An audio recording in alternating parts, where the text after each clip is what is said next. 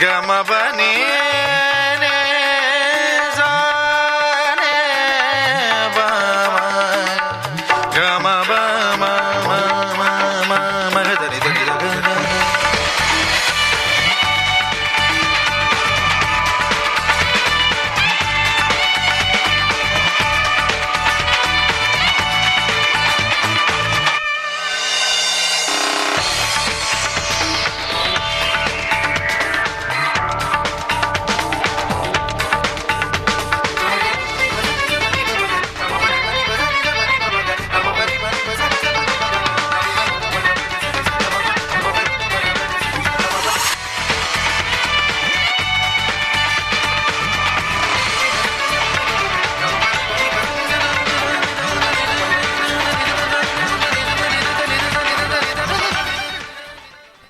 आप सुन रहे हैं रेडियो मनपसंद FM 91.1 पर। आज है रविवार 23 जून 2024 और न केवल FM 91.1 पर आप सुन रहे हैं ये कार्यक्रम हमारा रेडियो मनपसंद ऐप पर, जो आपके साथ होता है 24 घंटे 7 दिन आपके साथ में, आपके हाथ में, दिन और रात। जी हाँ, आज का कार्यक्रम मैं किशोर नंगरानी आपके साथ प्रस्तुत कर रहा हूँ। आज का दिन तो बहुत खूबसूरत दिन लग रहा है, काफ़ी अच्छी धूप निकली है। जैसे कहते हैं कि कैनबरा का जो है टिपिकल विंटर डे है वो दिखाई दे रहा है, और साथ ही साथ विंटर सॉल्स्टिस जो 21 जून को था, अब जो है थोड़ा सा ऐसा लगता है कि मैं इसको हमेशा एक अच्छा दिन मानता हूँ, क्योंकि इससे पहले जो सर्दी पड़ती है और दिन छोटे होते जाते हैं, उसके साथ लगता है कि कैनबरा में थोड़ा सा डिप्रेशन बढ़ता ही जा रहा है। लेकिन एक बार जब ये विंटर सॉल्स्टिस ख़त्म होता है तो दिन थोड़े बड़े होने लगते हैं, और इसी के साथ लगता है कि if winter comes can spring be far behind, और इसी के साथ लगता है कि आगे आने वाले दिनों में अच्छा लगने लगता है थोड़ा सा और। तो इसके साथ ही विंटर सॉल्स्टिस की एक और परंपरा है यहाँ पर हमारे कैनबरा में। पिछले सप्ताह जो है काफ़ी कड़कड़ाती ठंड पड़ रही थी, -4 -5 था, और उस कड़कड़ाती ठंड में एक जो परंपरा है, करीब 400 लोग जो हैं लेक बर्ली ग्रिफिन में पूर्ण रूप से नग्न होकर बर्थडे सूट में जो है अपनी डुबकी मारते हैं, और इस बार भी उन्होंने डुबकी मारी। थैंक्स टू देम, कहना पड़ेगा कि उनकी बड़ी हिम्मत है, उनकी ब्रेवरी की जितनी तारीफ़ की जाए वो कम ही है। लेकिन एक अच्छे कॉज के लिए, लाइफ लाइन के लिए उन्होंने करीब $60,000 जो है उसका डोनेशन मिला है। तो ये अपने काम में अच्छा है, और इसके लिए जैसे कहा कि काफ़ी हिम्मत चाहिए। और हिम्मत की बात जब करते हैं तो पिछले दिनों इंटरनेशनल योगा डे था। इंटरनेशनल योगा डे पर यह भी बात होती है कि हमारे पुराने ज़माने के जो योगी थे वो भी इस तरह की जो है कठिन परिस्थितियों का सामना करते थे, हिमालय पर बैठे रहते थे, अपनी लंगोटी के अंदर अपना योगासन वगैरह करते रहते। तो वो जो है योग आप करते रहें तो शायद आप अगले वर्ष जो है अपनी लेक बर्ली ग्रिफिन में जा सकते हैं, और कोशिश कर सकते हैं उसके लिए भी कि किस तरह से आपकी सहन शक्ति है। तो बात करेंगे आज के कार्यक्रम में थोड़ा बहुत योगा की। हालांकि हम चाहते थे कि हमारी एक योगा टीचर डॉक्टर निवेदिता प्रधान हमारे साथ जुड़ने वाली थी, लेकिन उनकी तबीयत ख़राब होने की वजह से, आपको मालूम ही है कि फ्लू, कोविड सब कुछ चल रहा है इस विंटर के मौसम में, तो लगता है कि वो भी उसका शिकार हुई हैं, तो वो नहीं आ पाई हैं। लेकिन फिर भी थोड़ी बहुत योगा के बारे में बातचीत होगी। योगा आपकी लाइफ जो इम्प्रूव करता है, क्वालिटी इम्प्रूव करता है, इसमें तो कोई दो राय नहीं है। चाहे आपके फिज़िकल हेल्थ हो, चाहे मेंटल हेल्थ हो, उसमें योगा का बड़ा योगदान रहता है उसकी क्वालिटी इम्प्रूव करने में।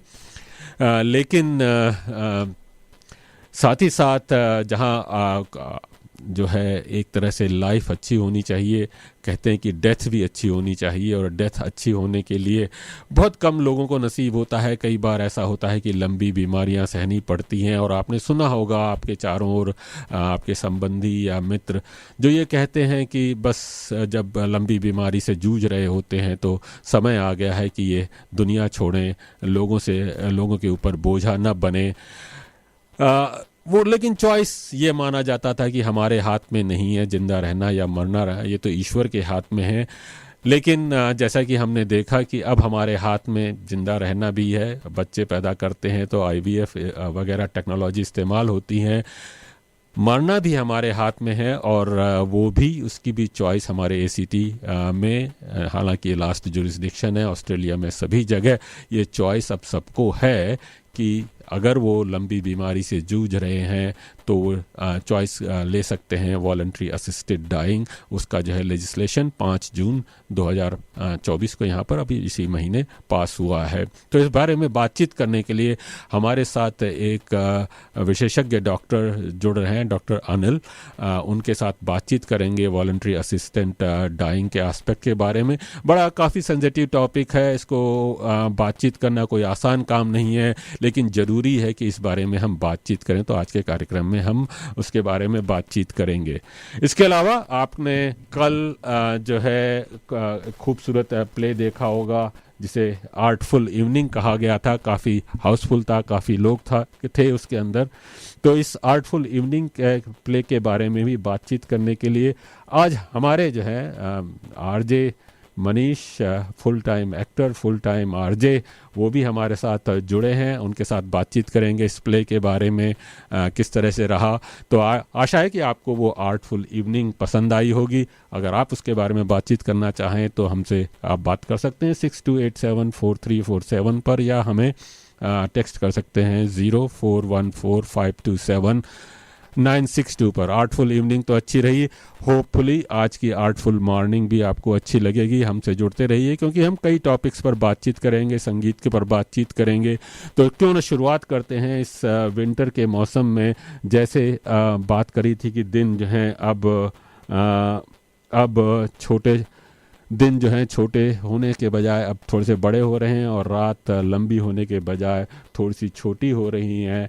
तो क्यों ना एक गीत रातां लंबियाँ आपको सुनाते हैं, और उसके बाद और बातचीत करते रहेंगे। अगर आप हमसे जुड़ना चाहते हैं तो हमसे आप बात करते रहिए, 0414527962 पर टेक्स्ट कीजिए, या फिर हमसे जुड़िए 0421898095 पर। मशहूर करना कभी तो मुझे नजरों से दूर, किथे चलिए तू, किथे चलिए तू, किथे चलिए। जानदा है दिल ये तो जान दिया तू, तेरे बिना मैं ना रहूं, मेरे बिना तू।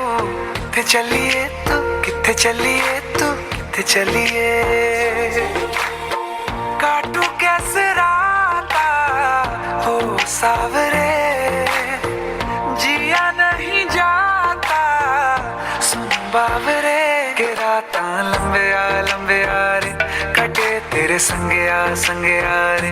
के रातां लंबे आ रे, कटे तेरे संगे आ रे।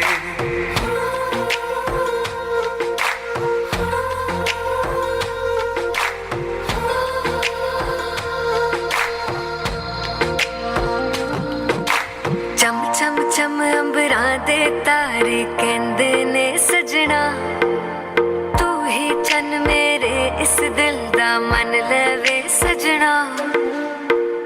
तेरे बिना मेरा होवे ना गुजारा, छड़ के ना जावी मैनू, तू ही है सहारा। काटू कैसे राता हो सावरे, जिया नहीं जाता सुन बावरे। के रातां लंबे आ रे, कटे तेरे संगे आ रे। के रातां लंबे आ रे, कटे तेरे संगे आ रे।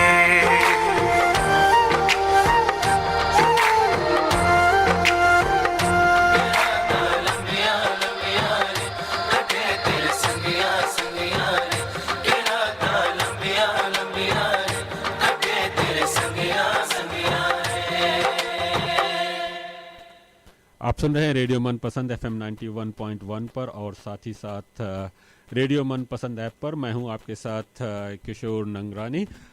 जैसा कि आपसे कहा, अगर आप हमसे जुड़ना चाहते हैं तो 0414527962 या 0421898095 पर हमें आप टेक्स्ट कर सकते हैं या 62874347 पर फ़ोन कर सकते हैं। जैसा कि बातचीत कर रहे थे कि कल रात जो है आपने 2 प्लेस देखे होंगे, हॉकर कॉलेज में हुआ था। हर वर्ष की तरह हमेशा की तरह विविधा आर्ट्स और रेडियो मनपसंद ये आपके लिए लेकर आते हैं।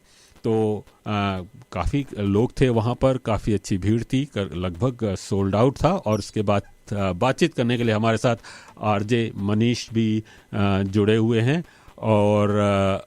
और आरजे मनीष के परिचय की तो कोई ज़रूरत ही नहीं है भाई। आरजे मनीष तो एक सेलिब्रिटी हैं और साथ ही साथ हमारे रेडियो प्रोग्राम भी, और इसके अलावा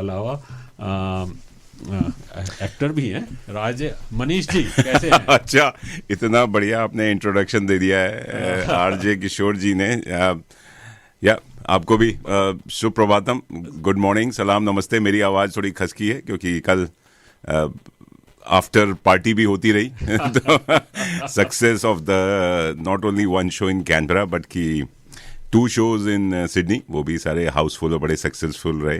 चलिए दोस्तों, आपको मेरा सलाम, नमस्ते, गुड मॉर्निंग, सुप्रभातम। जैसे मैं इस कार्यक्रम की शुरुआत करता हूँ, लेकिन आज हॉट सीट पे बैठे हुए हैं आरजे किशोर जी तो मैं एज ए गेस्ट आया था। तो आज आप जो है सीट की दूसरी ओर है। हाँ, लेकिन आप सीट में किधर भी हो, आप चमकते ही हैं। नहीं, कोई चमक नहीं है। चमकते तो हमारे जो इतने भी fans, followers, listeners, audience, Canberra audience is so क्या कहते हैं कि एक हमारे मनपसंद फैमिली की तरह, परिवार की तरह हो गई कि कुछ भी कोई भी कार्यक्रम हम रेडियो मनपसंद के द्वारा करते हैं और वो आके हमें सपोर्ट करते हैं, प्यार देते हैं, आशीर्वाद देते हैं। और जैसा भी हो, कुछ भी इवेंट हो, दे रियली सपोर्ट अस, मतलब बिहाइंड है उनके, हम शुक्रगुजार हैं जिसे बोलते हैं। तो और जैसे आपने कहा कि ये जो विविधा आर्ट्स की जो शुरुआत यहीं कैनबरा से हुई थी और इसी चैनल से हुई थी, जहाँ आरजे मैं आरजे बोलता हूँ कि ज्योत्सना ज्योति जो आजकल राइटर डायरेक्टर हो गई हैं, उन्होंने लिखना शुरू किया। और आंधी दौड़ जो उन्होंने शुरू की, और आपको तो you are on the centre stage of that आंधी दौड़, मेन कैरेक्टर में थे, एक्टर थे, you were the leading actor उस समय। हम तो छोटे, हमने कभी नाटक नहीं किया। तो उन्होंने जो आंधी दौड़ की 2016 से शुरू की और अभी तक वो दौड़ रही हैं और अच्छे प्लेस लेकर आती हैं। तो आपने जो योग दिवस की बात की या सोलिस्टिस की जो बात की, जो भी है, मैं टंग ट्विस्टर रहता है हमेशा, मेरे लिए भी मुश्किल, बहुत मुश्किल है। पता नहीं है इसका हिंदी रूपांतर क्या होगा, मेरे को खुद नहीं पता। तो अंग्रेजी में बोलना थोड़ा सा, लेकिन कहने का मतलब ये हमारा एनुअल इवेंट होता है जून में। एक तो हम रामायण करते, जो कि लॉन्ग वीकेंड का एक पर्व बन गया है, कुंभ मेला बन गया है जिसे बोलते हैं। और ये भी विविधा आर्ट्स और रेडियो मनपसंद हमेशा जून में एक ना एक प्ले लेकर आते हैं। लास्ट ईयर हम लेकर आए थे योर चॉइस और व्हाट ए ब्यूटी। तो व्हाट ए ब्यूटी का जो छोटा वर्जन था, मतलब what A beauty was only 20 minute. तो इस बार लोगों ने भी कहा, एक्टर्स ने भी कहा, लेट्स थोड़ा सा इसको बढ़ाते हैं कि थोड़ा सा लोगों को पसंद भी आया, लेकिन स्टोरी वहीं ख़त्म हो गई। और हमारे जो अभी नए उभरते हुए सुपरस्टार है जो सेंटर स्टेज लेते हैं, वो डॉक्टर तरुण जैन, उनको थोड़ा सा क्या कहते हैं, नाटक का या थिएटर का कीड़ा लग गया है। तो वो अपनी लाइमलाइट लेने के लिए थोड़ी सी, तो वो भी थोड़े से हम लोग को पुश करते रहते हैं।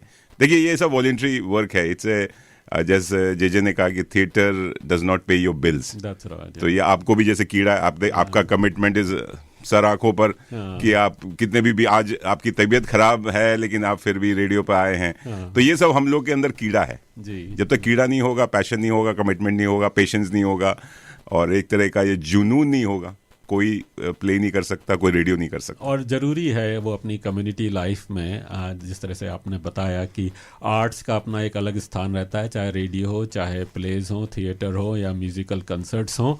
और इस बारे में हम लोग कुछ ना कुछ करते रहते हैं। कल के जो दोनों प्लेस थे, उसमें एक नहीं 2 प्लेस देखने को मिले, सुपरस्टार, और साथ ही साथ में आपको देखने को मिला आर्टफुल इवनिंग। दोनों प्लेस काफ़ी इंटरटेनिंग थे, न केवल इंटरटेनिंग थे, तो थोड़ा सा हमेशा की तरह उसमें कुछ मैसेज भी था, जीवन किस तरह से जिया जाए उसके बारे में बात हो रही थी, संबंधों के खोखलेपन के बारे में भी बात हुई, संबंधों की अच्छी दोस्ती के बारे में भी बात हुई। तो काफ़ी कुछ मैसेजेस भी साथ ही साथ मिले और एक एंटरटेनिंग वे में मिले। तो आशा है कि लोगों ने काफ़ी अच्छा एंजॉय किया होगा। बिल्कुल, जो हमें ऑडियंस की फीडबैक अभी तक मिले हैं, और चाहे काफ़ी अच्छे रहे एंड पीपल एंजॉयड इट। देखिए उसमें कोई ऐसे कोई स्टोरी लाइन, काफ़ी लोग का स्टोरी लाइन, लेकिन सारे सोशल मैसेजेस जो आप बोल रहे हैं ये ज्योत्सना ज्योति की राइटिंग में रहते हैं कि आप टेक होम मैसेजेस होते हैं, जिसमें आपने बिल्कुल सही कहा।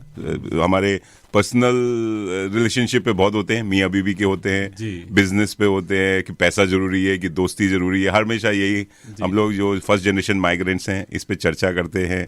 फिर आपस की जो लेडीज़ की जो नोक झोंक होती है, एक दूसरे को मतलब क्या कहते हैं, उनकी कपड़ों पे कमेंट मारना या उनकी रिलेशनशिप पे कमेंट मारना। फिर दूसरा था कि क्या कहते हैं कि जब हम जो देसी लोग हैं 90% लोग तो मैं कहूँगा आर्ट को समझते ही नहीं है, वो बोले क्या फालतू बना रखा है।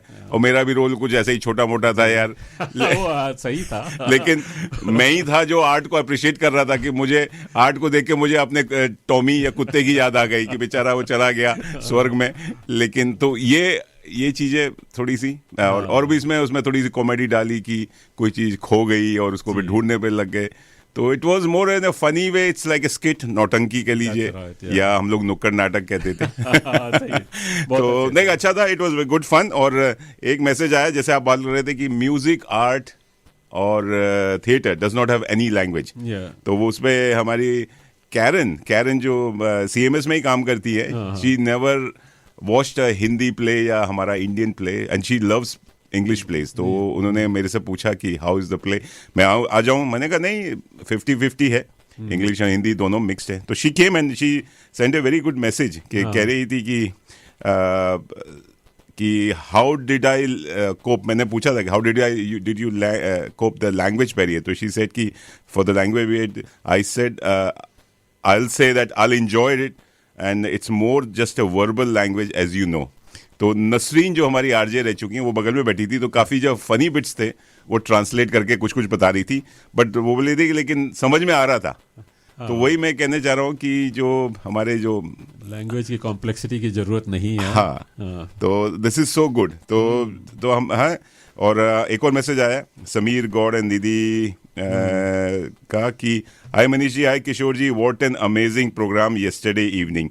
We thoroughly enjoyed both plays. They were not only funny and interesting, but thought-provoking. What an evening. Truly fantastic, Sameer and Nidhi. Thank you, Sameer and Nidhi. आपका भी और ये मेरे ख्याल से काफी सालों बाद देखने आए थे। पहले गंदी दौड़ देखी थी शायद, उसके बाद कल मुलाकात हुई थी उनसे। लेकिन बहुत बढ़िया, बहुत thank you for the lovely feedback Sameer and Nidhi. और ऐसे और भी मैसेजेस आ रहे हैं जी, आप लोग भेजते रहिए और फ़ोन कीजिए 0421898095 पे। और हम बात कर रहे थे आर्टफुल इवनिंग और कर रहे हैं। अब एक थोड़ा सा म्यूजिकल ब्रेक लेते हैं, फिर आपसे फिर बातचीत जारी रखते हैं। चलिए जुड़े रहिए हमसे, बात करते रहिए। जैसा कि बताया कि आप रेडियो मनपसंद FM 91.1 पर और साथ ही साथ सुन रहे हैं रेडियो मनपसंद ऐप पर। आइए एक और गीत आरजे किशोर जी का तड़का लगा के चलिए तड़का हमेशा रहता है इस कार्यक्रम में। बिल्कुल।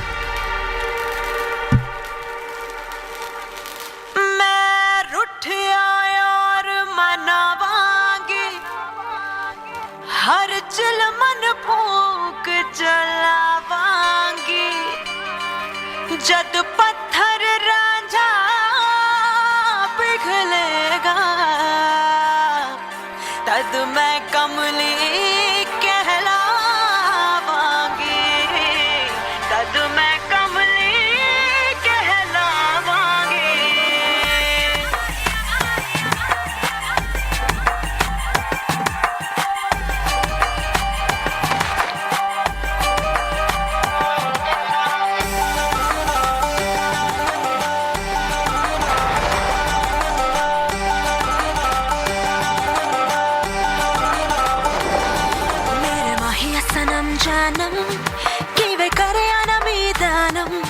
शब गुजरी ते जग सोया, नी मैं जगे आना मीदानम, मेरे माहिया सनम जानम, कि वे करे आना मीदानम। शब गुजरी ते जग सोया, नी मैं जगे आना मीदानम, नी मैं कमली कमली, नी मैं कमली कमली, नी मैं कमली कमली मेरे यार दी, नी मैं कमली कमली, नी मैं कमली कमली, नी मैं कमली कमली मेरे यार दी। झील दिल को कर गया तू दरिया दरिया मेरे यारा, अखियां ते मोहल्ले शब गुजरी ते जग सोया नीम जगया न मीदानम मेरे माहिया सनम जानम किवे करे न मीदानम शब गुजरी ते जग सोया नीम जगया न मीदानम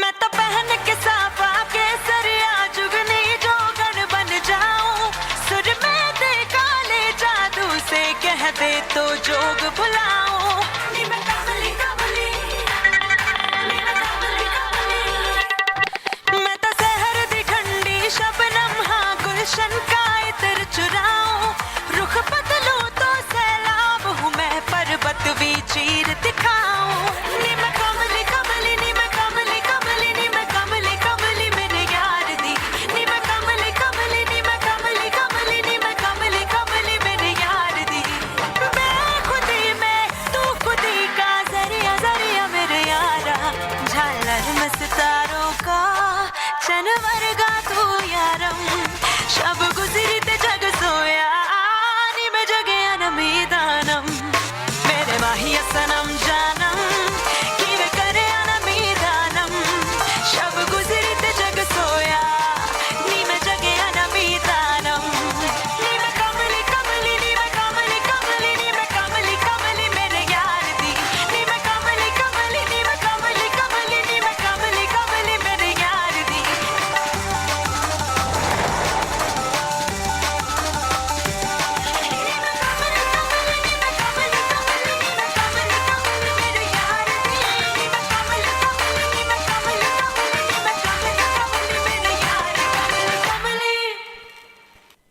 आप सुन रहे हैं रेडियो मनपसंद FM 91.1 पर और मैं हूं आपके साथ किशोर नंगरानी और साथ ही साथ हमारे साथ हैं आज आरजे मनीष जी भी RJ Manish actor whatever we can say he is everywhere doing marketing production everything और हमारे साथ जुड़ी हैं इस an artful evening और उनके भी इंट्रोडक्शन की कोई ज़रूरत नहीं है वो रेडियो प्रोग्राम में प्रस्तुत करती थी ज्योत्सना जी की ज़रूरत नहीं है ज्योत्सना जी नमस्कार ज्योत्सना ज्योति जिन्हें हम प्यार से हम जे कहते हैं जी हाँ राइटर डायरेक्टर विविधा आर्ट्स की फाउंडर आर्टिस्टिक डायरेक्टर जिसे बोलते हैं ज्योत्सना जी आपने कमाल कर दिया यू हैव आपको एक बार फिर से बधाई आपका जो है आप कल जो है आपने जो 2 नाटक प्रस्तुत किए काफ़ी सफल रहे काफ़ी अच्छे थे आपका कैसा रहा अनुभव जी अनुभव बहुत अच्छा रहा और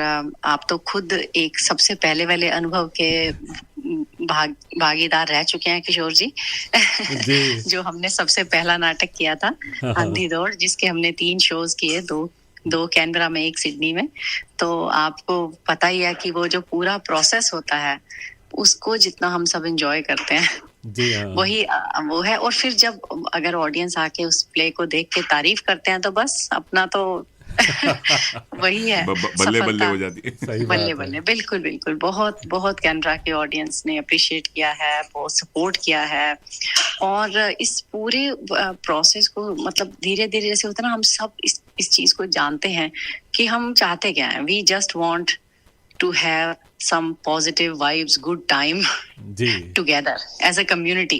जी तो मुझे लगता है कि वो होता है थिएटर में जब लोग आते हैं शाम को सब मिलते हैं एक क्रिएटिविटी को भी मौका मिलता है कि कुछ जो किसी के दिमाग से कुछ निकला कुछ बनाया कुछ प्रोड्यूस किया लोगों ने एक्टिंग किया तो वो सारा जो ओवरऑल एक्सपीरियंस है वो पॉजिटिव होता है और बस यही चाहिए और क्या चाहिए जी हाँ और प्लेस जैसे अभी हम बात कर रहे थे कि न केवल इंटरटेनिंग थे हमेशा की तरह उसमें कुछ मैसेजेस थे आपने बात कर रहे थे कि जे कुछ संबंधों के खोखलेपन और सतहीपन की भी बात की और कुछ संबंधों की जो गहराई की भी बात की तो अपने आप में काफ़ी अच्छा अनुभव था जी थैंक यू बॉस बाकी लोगों से भी जो फीडबैक स्टोरी के लिए मिलता है तो बहुत अच्छा लगता है कि चलो जो जो सोच के लिखा गया वो लोगों तक पहुंच रहा है। जी बहुत अच्छा लगा कि जो सब थीम्स थे जैसे बीच में वो भी लोगों ने पकड़े कि अरे आपने वो थोड़ा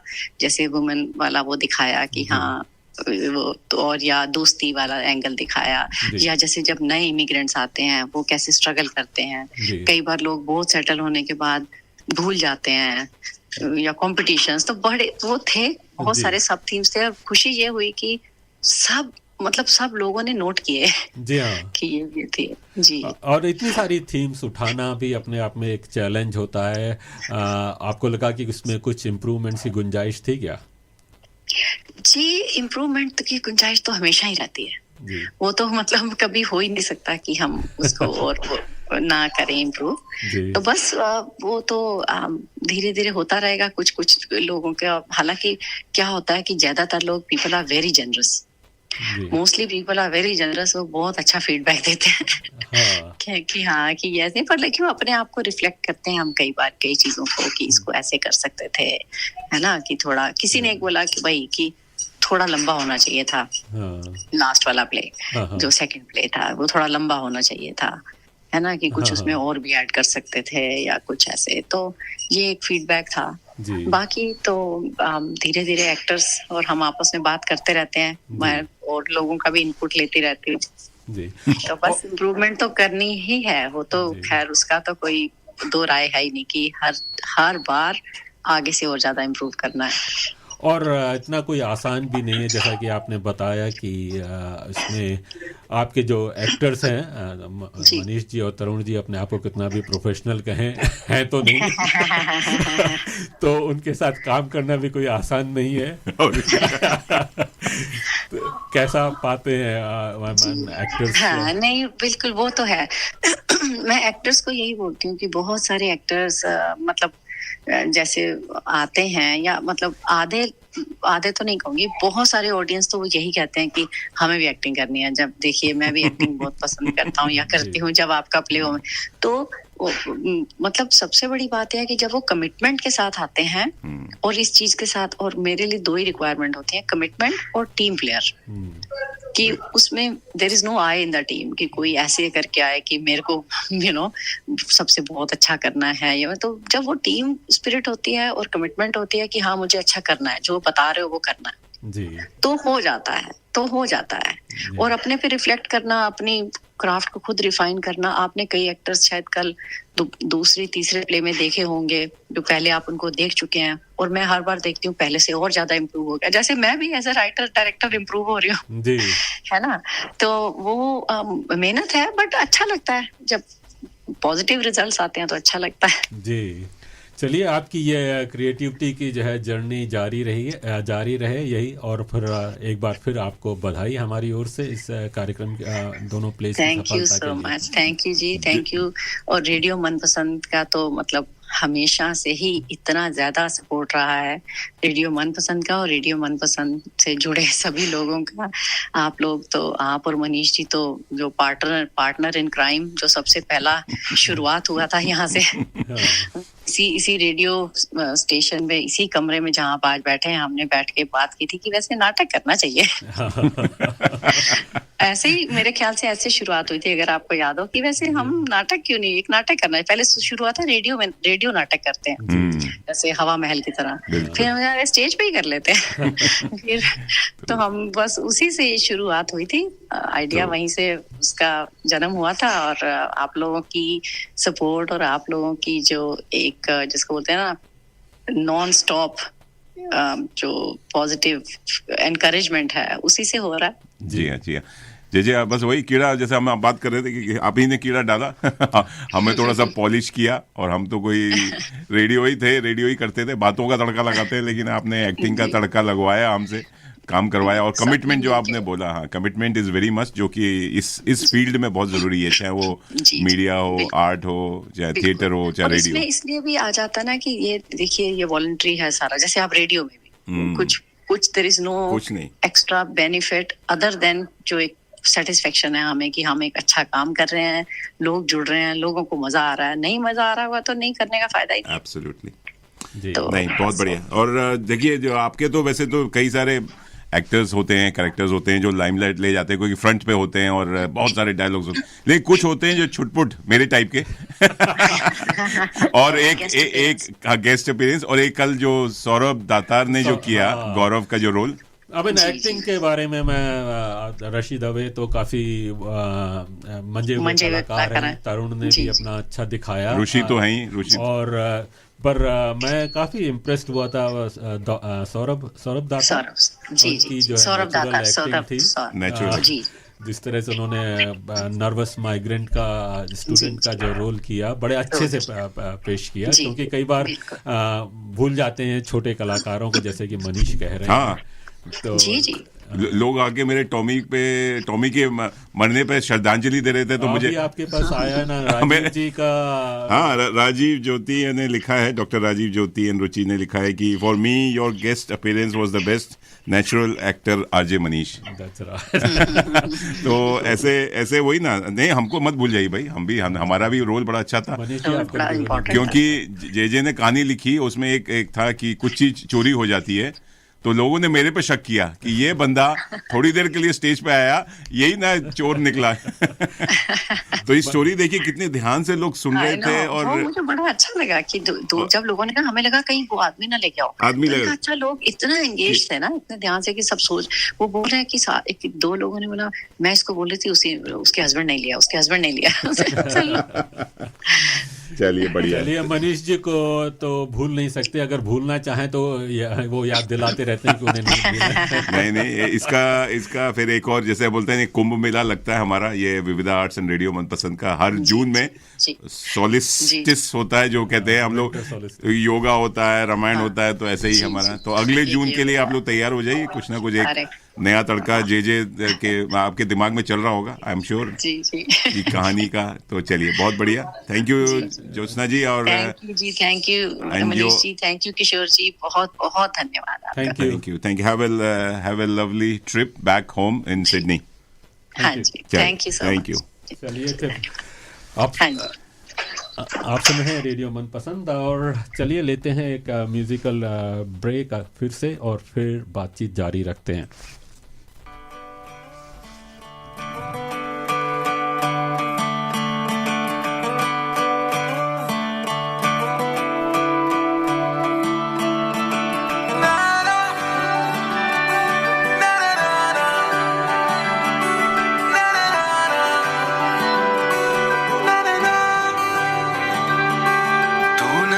नज़्म सा मेरे होठों पे ठहर जा, मैं ख्वाब सा तेरी आंखों में जागूं रे, तू इश्क सा मेरे रूह में आके बस जा, जिस ओर तेरी शहनाई उस ओर में भागूं रे।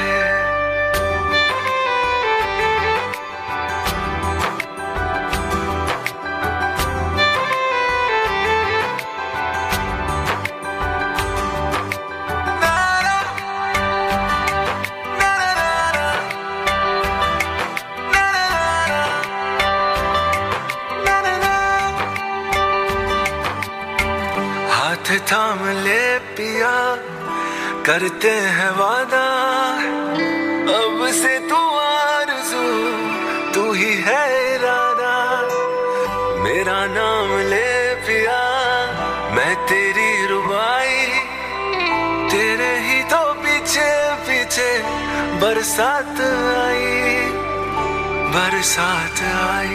तू इत्र सा मेरे सांसों में बिखर जा, मैं फकीर तेरे कुर्बत का, तुझसे तू मांगू दे, तू इश्क सा मेरे रूह में आके बस जा, जिस ओर तेरी शहनाई उस ओर में भागूं रे।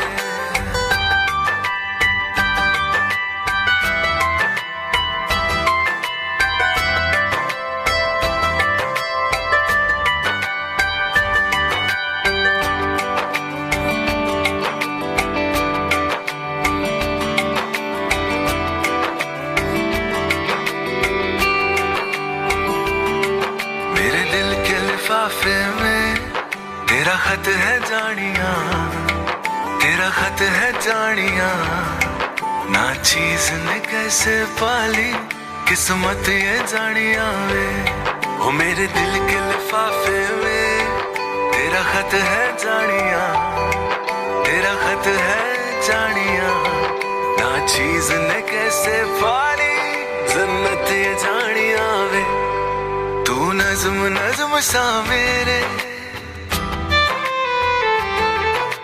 होठों पे ठहर जा,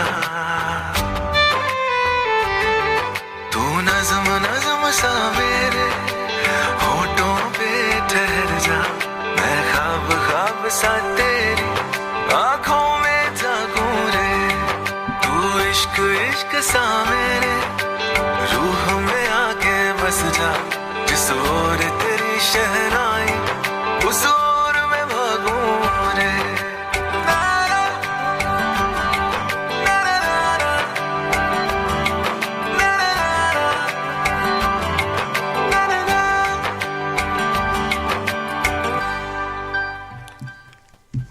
रेडियो मनपसंद पर मैं हूं आपके साथ किशोर नंगरानी और साथ में हैं हमारे आरजे मनीष दोनों। जी हाँ, Kishore and RJ Manish, Kishore ji RJ Manish, हम लग रहा है बहुत सालों बाद एक साथ कर रहे हैं, पता नहीं मौका नहीं मिलता है। हाँ, ये लग रहा है हमें ज्यादा करना चाहिए थोड़ा, ये लग रहा है थिएटर का कोई कीड़ा या जो वायरस कल जो फैला है वो हमको लग गया है और आज हम एक साथ आ गए हैं, क्योंकि बहुत कभी कभी मौका मिलता है जी, क्योंकि नहीं अच्छा लगा। और चलिए इसी अंधी दौड़ में है, और जैसे ज्योत्सना जी कह रही थी कि यू हैव, हम लोगों ने साथ इस रेडियो मनपसंद की शुरुआत की थी, जिसमें हमारे एक और पार्टनर इन क्राइम है मणि रामाचंद्रन। तीनों ने मिलके रेडियो की इस 18 साल हो गए इस बात को, और आप बिलीव नहीं करेंगे भाई, ये 27 जून को रेडियो मनपसंद 24/7 भी हुआ था, ये इस बात को 4 साल हो गए।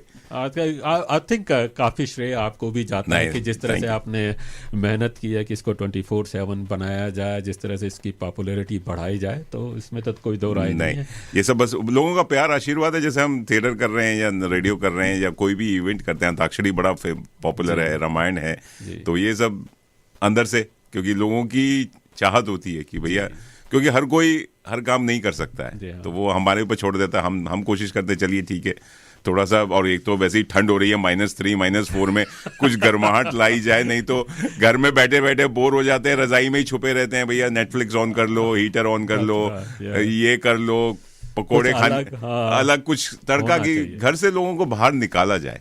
तो घर से बाहर निकलने की बात हो रही है, तो हमेशा की तरह योगा डे मनाया जाता है, इंटरनेशनल योगा डे इस साल भी काफी जोर धूमधाम से मनाया गया। आपने कोई किया योगा एक्सरसाइज? नहीं भाई, मुझसे ना योगा होता है, ना मैं से टांग उठाई जाती है, ना पैर उठाए जाते हैं। मैं इसी भाग दौड़ में लग जाऊं, यही मेरे लिए योगा है कि आपकी बात सही है, और आपने इसकी बात करी तो इसी पर मैंने अपनी एक वार्ता की थी योगा पर। अच्छा, वो मैं आपको सुनाना चाहूंगा। आपके बांके बिहारी नहीं आए इस बार? बांके वाली। अच्छा, बांके जी आ रहे हैं। तो वो आ रहे हैं, आइए सुनते हैं। शीर्षासन करेंगे कि मेरे से भी नहीं होता योगा, जैसा आपने कहा।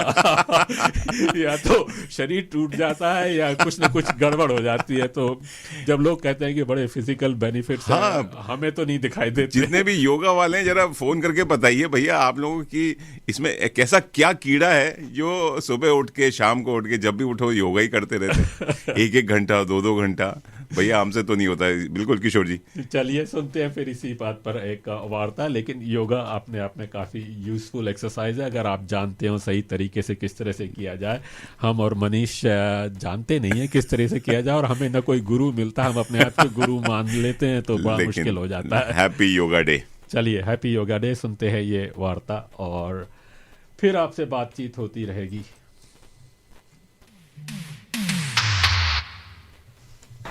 ऐसा लगता है सारी दुनिया में योग या योगा की लहर दौड़ पड़ी है।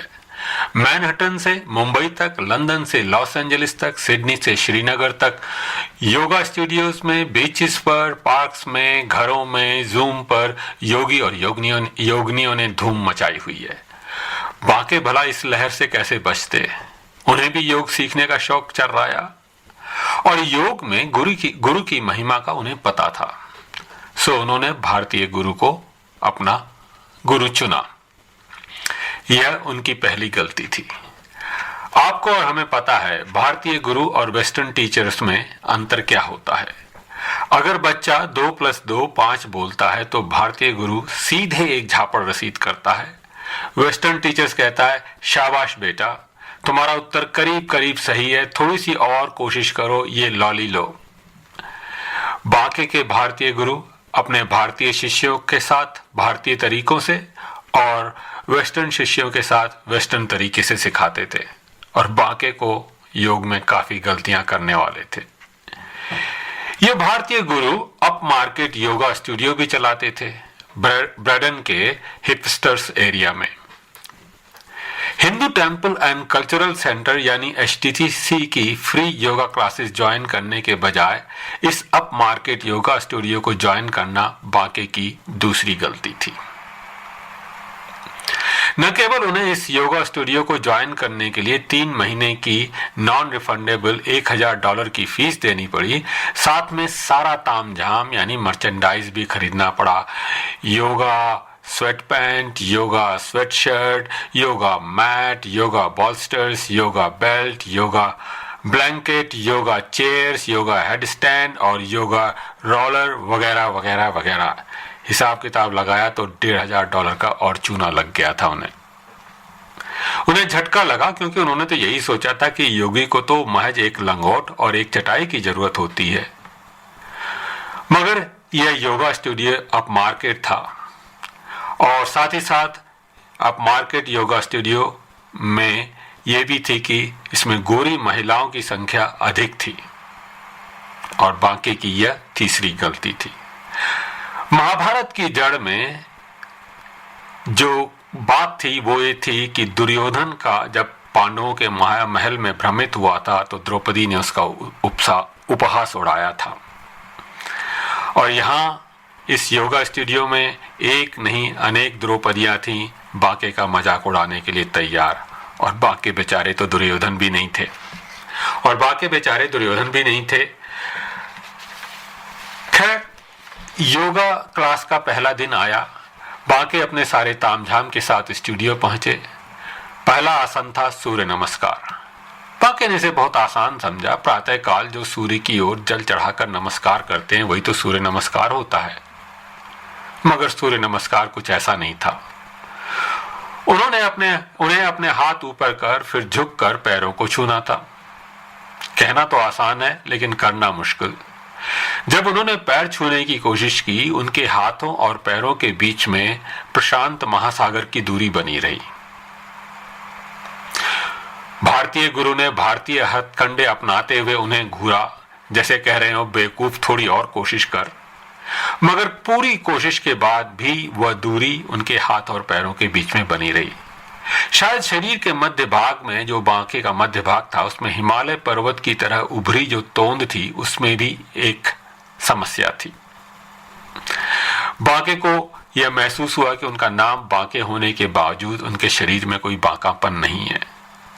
उधर उनके चारों ओर गोरी द्रौपदियां रबड़ की गुड़ियाओं की तरह बड़े आराम से पैरों को छू रही थी। बांके को तो लग रहा था कि वे बस काठ के पुतले हैं, वो भी हार्डवुड के। सूर्य नमस्कार अभी पूरा नहीं हुआ था। उन्हें अब डाउनवर्ड डॉगी पोजीशन यानी अधोमुख श्वानासन करना था।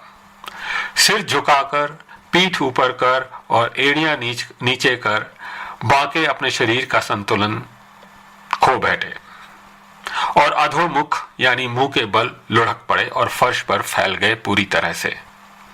विदेश में 10वीं मंजिल पर इस चमकते दमकते योगा स्टूडियो में अपने ही देश के डॉगी पोजीशन यानी श्वानासन करते हुए फैल गए बांके को धोबी का कुत्ता न घर का न घाट का मुहावरा समझ में आ रहा था। शायद NRI का भी यही अर्थ है। गोरी द्रौपदियों की दबी हुई हंसी में उन्हें अपनी दुर्दशा का उपहास महसूस हुआ। गुरु की तनी हुई भ्रुकुटी में उन्हें 8वीं कक्षा का गणित के मास्टर याद आने लगे, जो उन्हें रोज मुर्गा बनाते थे। शायद यह योगी गुरु भी उन्हें मुर्गासन करने के लिए कहेंगे। मगर अगला आसन था वृक्षासन यानी ट्री पोज। पेड़ तो सीधा खड़ा रहता है। बांके को लगा कि यह आसन भी ऐसा ही आसान होगा, परंतु यह आसन भी काफी टेढ़ा साबित हुआ। इस आसन में एक टांग को मोड़कर अपनी दूसरी जांग पर रखकर खड़ा होना था और हाथ फैलाकर खड़ा होना था। यह समझ में नहीं आता कि योगासनों में शरीर के एक दूसरे अंग जो मिलना नहीं चाहते उन्हें मिलाने की कोशिश क्यों की जाती है। बांके का डॉगी पोजीशन के प्रयास को देखने के बाद गुरुजी ने उन्हें यह रियायत दी कि बांके को दूसरी जांग के बजाय अपना पैर दूसरी टांग पर कहीं भी रख सकते हैं, जहां भी ठीक लगे। बांके ने अपना पांव घुटनों और टखनों के बीच में रखा और उसके बाद कमर से हाथ हटाया। जैसे ही उन्होंने कमर से हाथ हटाया, उनका शरीर जोर जोर से दाएं बाएं हिलने लगा, जैसे कि साइक्लोन एम्फॉन में कोई ताड़ का पेड़ हिल रहा हो। इस आसन का उद्देश्य होता है कि ट्री पोज के दौरान शरीर मजबूती से एक स्थान पर खड़ा हो, जैसे कि ऑस्ट्रेलिया की नेशनल कैबिनेट के सारे नेता एकजुट होकर कोरोना के खिलाफ खड़े हों, वैसा ही शरीर होना चाहिए। परंतु वास्तव में तो बांके का शरीर ट्रंप की तरह डावाडोल हो रहा था, पॉजिटिवली नेगेटिव और नेगेटिवली पॉजिटिव के बीच में। उनका पैर धम से कुछ ही सेकंड में जमीन पर आ लगा। उन्होंने तुरंत उठाकर वापस रखा, मगर फिर कुछ ही क्षणों में वापस गिर पड़ा। 2-4 बार ऐसा प्रयास करने के बाद बांके ने प्रयास करना ही छोड़ दिया। उनके चारों ओर खड़ी गोरी द्रौपदियां वृक्षासन में एक बरगद के पेड़ की तरह बिल्कुल जमी हुई खड़ी थीं स्थिर। उनके चेहरे पर हंसी की रेखाएं साफ साफ दिखाई दे रही थीं। इसके बाद के आसन को बांके ने जैसे तैसे पूरा किया। मर्जरासन यानी कैट पोजीशन में वे भीगी बिल्ली बने रहे। बिटलासन यानी काउ पोजीशन में वे एक मरगिल्ली गाय के रूप में बने रहे। भुजंगासन में वे योगा स्टूडियो में हाइबरनेट करना चाहते थे किसी कोने में। उन्हें लगा इस सांप, कुत्ते, बिल्ली इत्यादि बनने के बाद शायद गर्दभासन भी होना हो। और गर्दभासन उनके विचार से बहुत ही जरूरी था, क्योंकि गर्दभ यानी गधा हमेशा माइंडफुल मेडिटेशन करता रहता है, मगर अवसर आने पर दुलत्ती मारने से भी नहीं चूकता। उन्हें इस योगा स्टूडियो में इस योगा गुरु और द्रौपदियों पर दुलत्ती झाड़ने का दिल हुआ, और जब सब शवासन में आंख बंद किए हुए लेटे हुए थे, वे इन सब पर दुलत्ती मारते हुए निकल चले। अब वे HTCC की फ्री क्लासेस ज्वाइन करना चाहते हैं।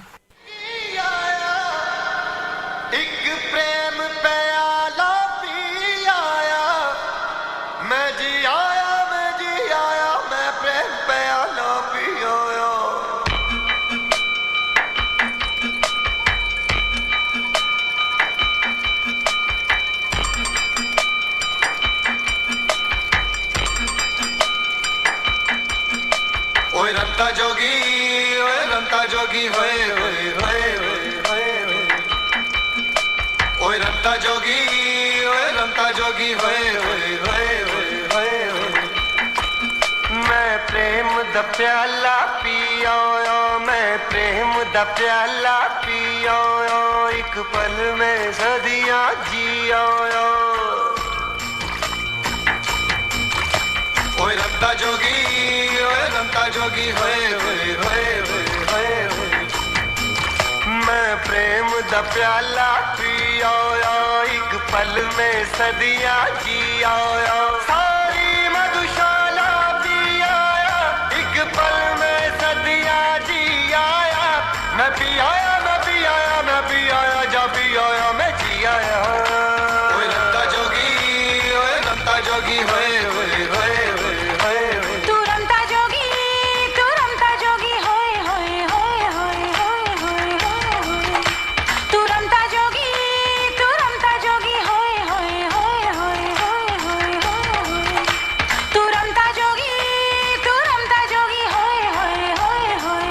तू प्रेम दा प्याला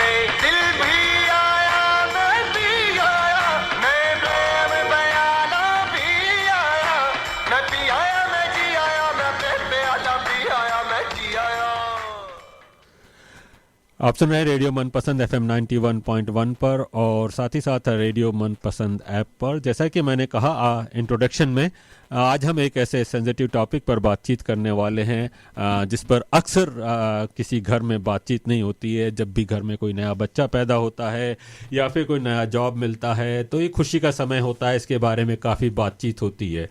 लेकिन एक जीवन का जो सत्य है, अटल सत्य है, वो है हमें एक समय अपनी मृत्यु का सामना करना पड़ता है।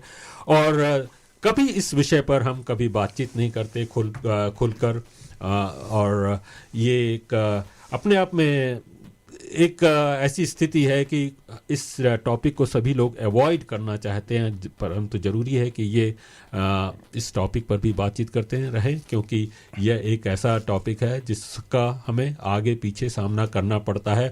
और कई बार ऐसी मुश्किलें आती हैं कि उसमें ये निर्णय भी लेना पड़ता है। अक्सर आपने, जैसे शुरू में मैंने कहा कि आपने अपने संबंधियों, मित्रों जो लंबी बीमारी से जूझ रहे हैं, वो हमेशा एक तरह की फ्रस्ट्रेशन जाहिर करते हैं कि ये समय आ गया है कि वापस ऊपर ईश्वर बुला ले, या फिर लोगों पर बोझा बना हुआ हूँ, क्यों नहीं इससे मुक्ति मिले। ये अपने आप में एक कठिन सवाल हुआ करता था। जीवन हमारे हाथ में नहीं था, लेकिन जीवन अब हमारे हाथ में है। IVF टेक्नोलॉजी के साथ मौत हमारे हाथ में नहीं थी भी, लेकिन साथ ही साथ उसके साथ कुछ लीगल रिस्ट्रिक्शंस थी, लेकिन वो लीगल रिस्ट्रिक्शंस भी अब धीरे धीरे ख़त्म हो रही हैं। और जैसा कि बताया कि ACT सरकार ने हाल ही में वॉलंटरी असिस्टेड डाइंग लॉज पास की हैं, और अब वो चॉइस भी अवेलेबल है। इस बारे में बातचीत करने के लिए हमारे साथ आज जुड़े हैं डॉक्टर अनिल पारामाठतिल। उनसे बातचीत करेंगे, लेकिन उससे बातचीत से पहले जैसा कि मैंने कहा कि इस विषय पर ज़्यादा बातचीत नहीं होती है। केवल एक फिल्म आप सभी को याद होगी, आनंद फिल्म, जिसमें इस विषय पर थोड़ी बहुत बातचीत हुई थी। आइए वो डायलॉग सुनते हैं राजेश खन्ना और अमिताभ बच्चन के बीच में, जो आज भी याद किया जाता है वर्षों के बाद भी। फिर बातचीत जारी रखते हैं। ये बात मुझे याद दिलाते रहोगे कि मेरे दिन पूरे हो चुके हैं, मेरा आखिर आ गया है।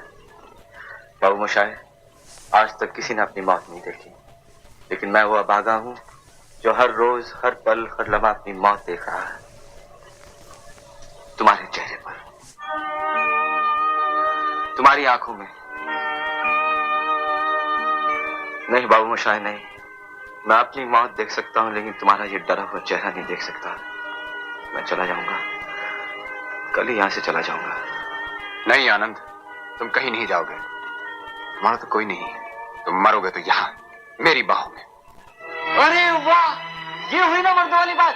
बाबू मोशाय, हमारी मुश्किल मालूम क्या है? हम आने वाले गम को खींच तान कर आज की खुशी पे ले आते हैं और उस खुशी में जहर घोल देते हैं। बाबू मोशाय, मैं आज थोड़ी मरने वाला हूँ, और अगर मर भी गया तो तुम्हारा पीछा छोड़ने वाला नहीं हूँ। यही रहूंगा यहाँ तुम्हारे साथ। हाँ आनंद, मैं जानता हूं तुम मेरा हिस्सा हो गए, मेरे जीने का हिस्सा। बस एक ही चीज नहीं रहेगी मेरे पास। क्या? तुम्हारी आवाज, तुम्हारी ये पक-पक। तो फिर चलो मेरी ये पक-पक रिकॉर्ड कर लो, लेकिन हाँ, सबसे पहले तुम्हारी ये कविता रिकॉर्ड करें। कौन सी? वही जो तुमने कॉलेज में लिखी थी, जिसमें तुमने कहा था वो मौत तुम एक कविता हो। चलो चलो चलो चलो।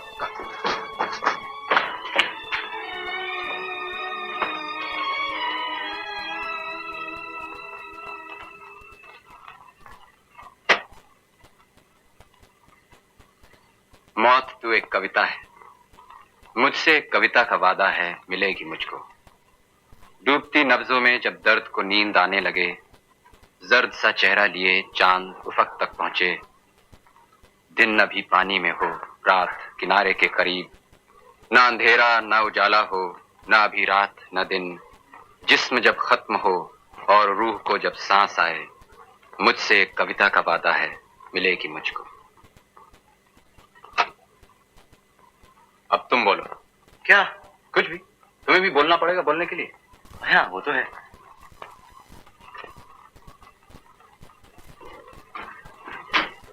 बाबू मोशाय,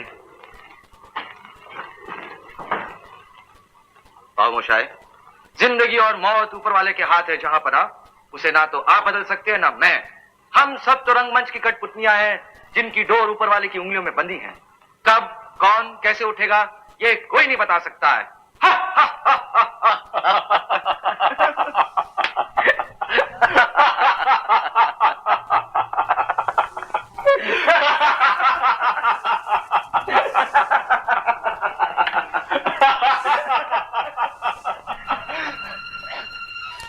तो ये था डायलॉग फिल्म आनंद का, जो कि कहना तो मैं कहूँगा कि अमर डायलॉग है मौत के ऊपर। और इसके बारे में जैसा कि मैंने कहा, बातचीत करने के लिए हमारे साथ जुड़े हैं डॉक्टर अनिल पारामर्थिल। डॉक्टर अनिल, आपका हमारे कार्यक्रम में बहुत बहुत स्वागत है और धन्यवाद आपका हमसे जुड़ने के लिए। थैंक यू किशोर जी। और सबसे पहले मैं आपका और रेडियो मनपसंद का बड़े दिल से आपको शुभकामना देना चाहता हूं कि आपने एक ऐसे सेंसिटिव मुद्दे को लेने की, मैं ज़रूरत नहीं कहूँगा, लेकिन वो लेखना आपने ठीक समझा है और ये सही समय है कि हम इसके बारे में बात करें। तो सबसे पहले आपको बधाई देना चाहता हूँ। धन्यवाद अनिल जी। इससे पहले कि इस सेंसिटिव टॉपिक के बारे में बातचीत करें, एक हल्की सी बातचीत करना चाहूँगा। अभी हम कल शाम के प्ले के बारे में बातचीत कर रहे थे और आप भी वहाँ पर थे, तो आपका क्या ख्याल था उस प्लेस के बारे में? बिल्कुल, बहुत अच्छा लगा था। मैं और मेरी बीवी दोनों साथ थे प्रोग्राम देखने के लिए। पिछले साल का जब प्ले था वो भी हमने देखा था और हम इतने क्या कहते हैं फॉर्चुनेट है कि ऐसे अच्छी प्रोग्राम यहाँ कैनबरा में हमें देखने को आई है। और जैसे अपने कैरेक्टर्स को देखा था, उसकी स्टोरी लाइन देखी थी, अब सबसे अच्छा ये लगा कि ऐसा लगा था कि सब एक्टर्स जो हैं, जो बड़े किरदार निभाए, जो छोटे किरदार निभाए, सभी ने इतनी ये बिल्कुल हमें पता चल रहा था कि सब ने कितना एफर्ट डाला है और सारे ऑडियंस को इतना अच्छा लगा था। और वो थोड़ा हल्का फुल्का था, सब प्ले था, लेकिन उसके साथ काफ़ी अच्छी मैसेजिंग भी थी। तो हमें ऐसा लग रहा है कि आगे भी जाके ऐसे प्रोग्राम हो ताकि हम जैसे लोगों को देखने के अवसर मिले।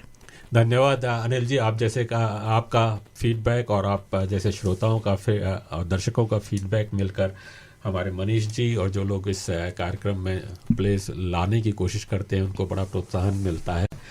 किरदारों की बात करी तो हम सभी एक तरह का किरदार निभाते हैं इस ज़िंदगी में और किरदार निभा कर चले जाते हैं। और जैसा कि मैंने कहा कि आज जो है विषय पर आपने भी कहा कि एक बड़ा सेंसिटिव टॉपिक है वॉलंटरी असिस्टेड डाइंग। कम से कम हमने इस बारे में बातचीत करना शुरू की और अंततः एसीटी सरकार ने भी ये लेजिस्लेशन पास किया। अब पूरे ऑस्ट्रेलिया में मेरे ख्याल से ये सारा लेजिस्लेशन है। एसीटी सरकार के साथ थोड़ी सी समस्या ये थी कि टेरिटरी होने की वजह से उनको ये उपलब्ध नहीं था जब तक वो फेडरल गवर्नमेंट उन्हें अलाउ करे। अब हाल ही में लेजिस्लेशन पास हुआ है तो ये एक तरह से शुरुआत हुई है। तो इससे पहले जाएं एसीटी के लॉस के बारे में समझना चाहेंगे कि होता क्या है ये voluntary assisted dying. Thank you. एक छोटी सी करेक्शन होगी, शायद देखना पड़ेगा, क्योंकि मेरे ख्याल से नॉर्थर्न टेरिटरी में अभी तक नहीं हुई है, बाकी सारे स्टेट्स में हुई हैं। और ये मज़े की बात यह है कि नॉर्थर्न टेरिटरी पहली एरिया थी जो इसने ये मुद्दा निकाला था। तो अभी हाल ही में ये भी हो सकता है कि नॉर्थर्न टेरिटरी में भी हो जाए, बाकी वैसे सारे स्टेट्स में आ गया है।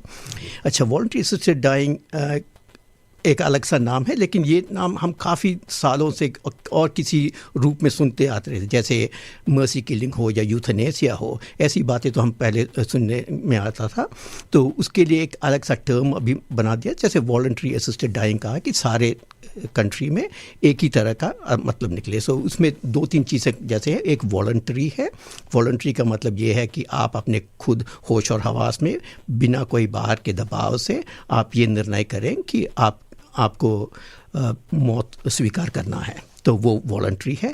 असिस्टेड का ये है कि वो मेडिकली असिस्टेड है, तो ये वॉलंटरी है, मेडिकली असिस्टेड है और मौत को प्राप्त करने का एक तरीका है। तो सारे स्टेट्स नॉर्थर्न टेरिटरी के अलावा बाकी सारे स्टेट्स में हैं। हाल ही में एसीटी में ये लेजिस्लेशन पास हुआ है, लेकिन इसका मतलब ये नहीं कि आज से कोई कर सके, इसके लिए थोड़ा टाइम लगेगा। साल 1.5 साल का टाइम है। मेरे ख्याल से नवंबर 3 से 2025 से ये यहाँ के लोगों के लिए प्राप्त होगा। तो ये टाइम जो है साल 1.5 साल का जो टाइम है, इसमें थोड़ी और ट्रेनिंग होनी चाहिए, एजुकेशन होना चाहिए, वो प्रोसेस डेवलप करना चाहिए। तो अभी एक लीगल फ्रेमवर्क बन गया है जिससे बाकी सारे सिस्टम्स जो हैं वो साल 1.5 साल में उपलब्ध होंगे, ताकि जब मेरे ख्याल से 3 या 5 नवंबर को 2025 में हम एक्सेप्ट कर सकते हैं।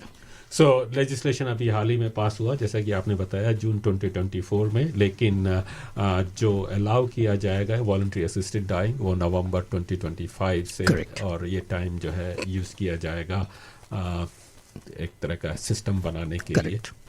सो आप एक डॉक्टर हैं और डॉक्टरों के ऊपर हमेशा ये रहता है कि वो जीवन बचाने की कोशिश करें जहाँ तक संभव हो, और उनका प्रोफेशन है ही इसी के लिए। तो जब हम बात करते हैं वॉलंटरी असिस्टेड डाइंग की, तो एज ए डॉक्टर आप या पूरा मेडिकल प्रोफेशन किस तरह से इसको रिकंसाइल करता है कि वी शुड एक्सेप्ट दैट? बहुत बढ़िया प्रश्न पूछा है आपने, लेकिन पहले बताऊं कि एक गलत फहमी है कि डॉक्टर सारे पूरे जीवन बचाते हैं। हमेशा कभी कभार होता है। हम एक दूसरी तरफ से देखें तो डॉक्टर्स का बेसिक टेनेंट ये होता है कि क्योर समटाइम्स, यानी किसी रोग का पूर्ण तरीके से ख़त्म करना कभी कभार होता है। रिलीव ऑफन, यानी दूसरों की समस्या को थोड़ा कम करना, बहुत ज़्यादा वो करना। और कंफर्ट ऑलवेज। तो जितना आपको कोई दुख हो या कोई कष्ट हो उसको निवारण करना हमेशा देखना चाहिए। क्योर हमेशा नहीं होता, कभी कभार होता है। तो डॉक्टर्स के रोल में कंफर्ट देना काफ़ी जरूरी है। और दूसरी बात, जैसे आपने कहा कि शुरुआत में कहा कि यहाँ जब कोई बच्चा पैदा होता है तो सब खुश रहते हैं, लेकिन जब कोई पैदा होता है तो वो व्यक्ति हमेशा एक ना एक दिन, जैसे आप हैं, मैं हूँ, जो आपके श्रोता हैं यहाँ सुन रहे हैं, सब एक दिन हमें सबको मरना है। तो मरने के टाइम पे डॉक्टर्स का ये काम भी बनता है कि उनको कि वो ज़्यादातर सफ़र ना करें, उनको कोई ज़्यादा पीड़ा ना हो, और मृत्यु जितनी भी बिना दर्द के, बिना परेशान के हो, वो भी एक डॉक्टर का जिम्मा बनता है। जी, तो आपने तो बहुत अच्छे से एक्सप्लेन किया, क्योंकि हमेशा ये एक मिसकॉन्सेप्शन रहता है दिमाग में कि डॉक्टर जो हैं जीवन बचाने के लिए है, लेकिन आपने जिस तरह से बताया कि डॉक्टर का पर्पस जो है और मेडिकल प्रोफेशन का पर्पस जो है उससे कहीं बड़ा है, तो ये बहुत ही अच्छा है। अब ये वॉलंटरी असिस्टेड डाइंग, इसके बारे में सालों से बातचीत हो रही है, और जब डेथ की बात आती है, जैसे बताया कि वो टॉपिक हम बात नहीं करना चाहते, और डेथ के अराउंड जो है हमारे बिलीफ, हमारी कल्चर, कई तरह के सोचने के तरीके होते हैं उसके बारे में। जब हमारी इंडियन या माइग्रेंट्स की बात करते हैं, उनमें, उस कम्युनिटी में क्या आप महसूस करते हैं कि ये वॉलंटरी असिस्टेड डाइंग एक्सेप्टेंस की एक्सेप्ट कर पाएंगे कि नहीं कर पाएंगे? अगेन काफ़ी अच्छी प्रश्न है, क्योंकि कल्चरली हम मौत के बारे में ज़्यादा बात करना नहीं चाहते हैं, क्योंकि ये अपना कल्चरल वो होता होगा कि, या ऐसा होगा कि जो बुरी बातें हैं उसको नहीं सोचेंगे, और हमारे हिसाब में ऐसा होगा कि अगर उसके बारे में ना सोचें तो ये कभी नहीं होगा। एक और स्टेप लेके जाएंगे तो हम, जैसे यहाँ ऑस्ट्रेलिया में कहते हैं, और जैसे मैं बुजुर्ग लोगों का स्पेशलिस्ट हूँ, जेरिट्रिशियन हूँ, काफ़ी टाइम में ये दिखता है कि जैसे हम बात करते हैं कभी करेंगे कि आपको विल देखना है, जैसे वसीयत करनी है, तो हम ज़्यादा लोग वो नहीं करते हैं। किसी पावर ऑफ अटर्नी की बात करनी है तो वो नहीं करते हैं। जैसे एडवांस के डायरेक्टिव्स है कि आगे जाके मुझे अपना हेल्थ कैसे देखना है, उसके बारे में हम बात करना नहीं चाहते हैं। इसीलिए वो एक अलग सा बहुत बड़ा टॉपिक है, वो किसी और दिन हम बात करते हैं। लेकिन मौत के बारे में बात करना बहुत ज़रूरी है, और सबसे अच्छी ये भी बात है, तभी मैंने शुरुआत में कहा था कि आपको बधाई देते हैं कि ये टॉपिक बाहर लाने के लिए, क्योंकि ये 1.5 साल का जो टाइम है वो इसी में लगेगा कि कम्युनिटी एजुकेशन में कम्युनिटीज़ के बारे में बात करें, सोचें कि वो क्या करना चाहते हैं। और अगर हम बात नहीं करते हैं, लेकिन सच्ची बात यह है कि काफ़ी जो पेशेंट्स हम देखते हैं तो वो कभी कहते हैं कि ऐसे जीने से मतलब क्या है, मैं दिल से भूख गया हूँ और किसी के पास बोझ बनता रहता हूँ। तो इसके बारे में लोग बात करते हैं, शायद अपने नज़दीक के रिलेटिव्स के साथ शायद ही बात करते हो, या अगर बात करने जाओ तो सबसे पहला रिस्पॉन्स है कि नहीं ऐसी बात मत करो, आप तो हमेशा ज़िंदा रहोगे। लेकिन सच तो ये है कि हम हमेशा ज़िंदा नहीं रहेंगे, एक दिन मरेंगे। तो ये काफ़ी ज़रूरी है कि लोग इसके बारे में बात करें और इसके बारे में ये भी सोचें कि मरना बुरी बात नहीं है, अच्छे तरीके से मरना सबसे महत्वपूर्ण है। जी, आपने बहुत ही अच्छी बात कही। Good life is good but good death is also very good. और अब जैसे हम ये बात कर रहे हैं कि हम जब अपने संबंधियों या मित्रों जो लंबी बीमारी से जूझ रहे हैं और वो कह रहे हैं कि या अब समय आ गया है जाने का और या बोझा नहीं बनना चाहता हूँ, तो कितना उसमें ये इच्छा होती है कि वो जाना चाहते हैं और कितना वो केवल बस कह ही रहे हैं, महसूस कर रहे हैं। अगर उनको चॉइस की दी जाए तो क्या वो चूज़ करेंगे या नहीं करेंगे, किस तरह से तय किया जाए? काफ़ी मुश्किल है, क्योंकि हर इंडिविजुअल उनके एक्सपीरियंस जो हैं, उनकी इच्छाएं जो हैं कभी अलग होती हैं। तो कुछ लोग महज ऐसा ही कहते हैं कि ताकि शायद जिसको अटेंशन सीकिंग कहें कि उसके लिए कहते होंगे, लेकिन ज़्यादा से ज़्यादा लोग जब ये कहते हैं वो या तो इससे होगा कि काफ़ी दर्द हो रहा होगा उनको, या किसी ऐसी पीड़ा हो रही होगी, उनको ऐसी कोई बीमारी होगी जिससे वो जानते हैं कि वो बीमारी कभी एकदम क्योर नहीं हो सकती है, तो उससे उनको काफ़ी परेशानी होती है। अगर वो अपनी परेशानी के, या जैसे काफ़ी दर्द है उनको तो और दर्द के कारण है तो और उसके कारण वो कह रहे हैं कि हमें जीना नहीं है, तो वो शायद ठीक नहीं है। उसके लिए ट्रीटमेंट देनी चाहिए। जैसे पैलिएटिव केयर जो है वो काफ़ी महत्वपूर्ण है। उनके रोग को पूरा निवारण नहीं करते, लोग के लक्षण जो हैं जैसे दर्द हो या और कुछ हो तो उसको कम करने में काफ़ी कामयाब रहती है पैलिएटिव केयर। तो उसमें भी काफ़ी तरह से उसको मैनेज करने से अगर उसके कारण उनकी पीड़ा कम हो जाए तो वो काफ़ी ठीक। लेकिन फिर भी उसके बावजूद अगर कोई इस निर्णय पे आ जाता है कि मेरा जो कंडीशन है वो इनक्योरेबल है, जो पैलिएटिव केयर के बाद भी मुझे जो रिलीफ मिलता है वो काफ़ी नहीं है और मैं जानता हूँ कि मेरी ज़िंदगी अभी ज़्यादा नहीं है, तो जाके अगर उन्होंने ये निर्णय लिया तो उसको अहमियत देनी चाहिए, मानना पड़ता है। दूसरी और चीज़ समझ में रखना चाहिए कि कोई अगर काफ़ी डिप्रेस्ड हो और उसके कारण कह रहा हो कि कोई रिवर्सिबल या ट्रीटेबल कंडीशन हो तो उसके कारण कहते हैं तो उसको ट्रीट करना बहुत ज़रूरी है। तो जो कुछ रिलीफ दे सकते हैं, जो कुछ कंडीशन ट्रीट कर सकते हैं, उसके बावजूद अगर वो ऐसे कंडीशन में आए कि उसका क्योर नहीं है और पैलिएटिव केयर के बाद भी उनको ऐसा महसूस हो रहा है कि जीने में अगर कोई मज़ा नहीं आ रहा है या जीने से कोई फ़ायदा नहीं है और उनका जीवन ऐसा दुखमय हो रहा है कि उनको मौत ही सबसे बेहतरीन लगती है, तो उनका वो सोचना और उनका वो मानना को हम रिस्पेक्ट करना चाहिए और अगर हो सके तो उनकी मौत आसान बनानी चाहिए। जी, तो आपने बड़े अच्छे से इसका एक्सप्लेन किया। इसके बारे में और भी बातचीत करते हैं, लेते हैं एक छोटा सा म्यूज़िकल ब्रेक और अनिल जी के साथ फिर बातचीत इस विषय पर जारी करते हैं। और अगर आप हमसे बातचीत करना चाहते हैं तो ज़रूर 0421898095 पर हमें फ़ोन कर सकते हैं 62874347 पर या फिर 0414527962 पर। काफ़ी मुश्किल विषय है लेकिन बातचीत जारी रखते हैं। आइए सुनते हैं एक खूबसूरत गज़ल जो कि शुजात खान ने गाई है, ज़िंदगी से बड़ी सज़ा ही नहीं है। सुनते हैं वो।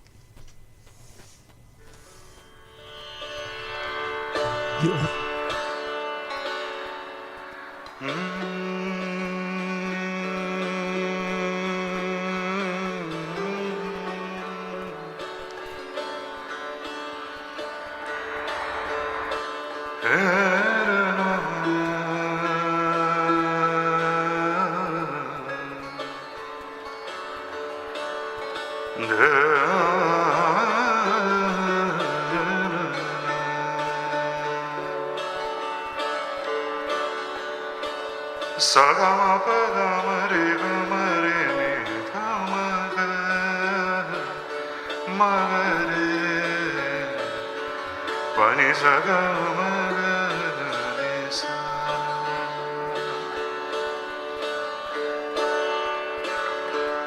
Krishna Bihari Noor.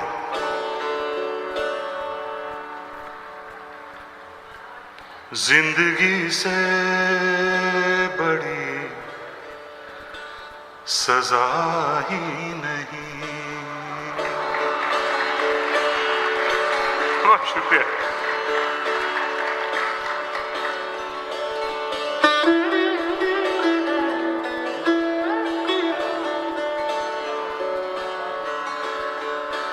जिंदगी से बड़ी सजा ही नहीं और क्या जुर्म है पता ही नहीं.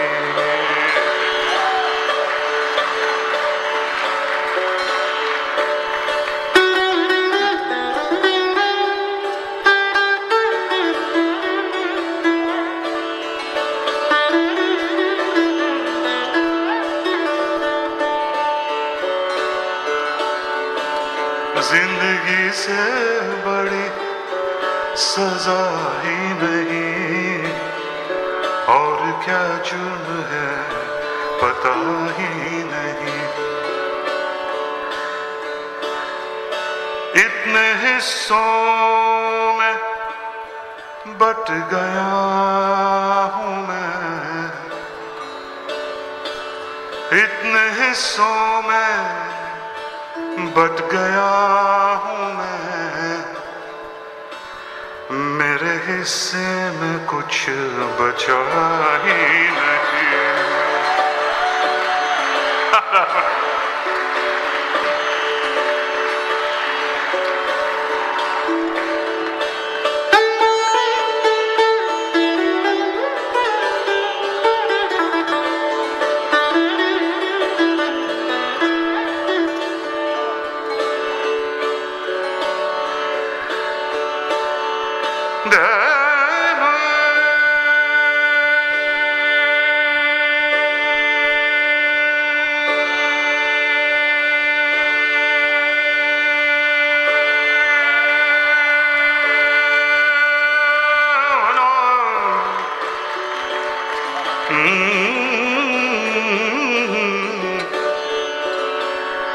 चाहे सोने के फ्रेम में जड़ दो,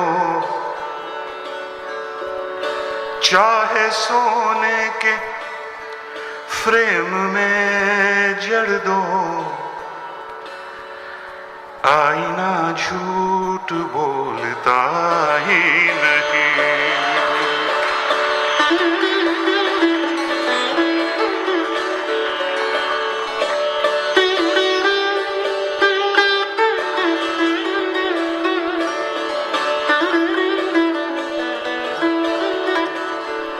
आजकल का माहौल है,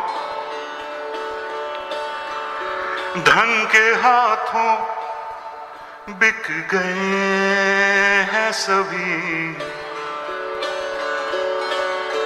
धन के हाथों बिक गए हैं सभी. अब किसी जुर्म की सजा ही नहीं.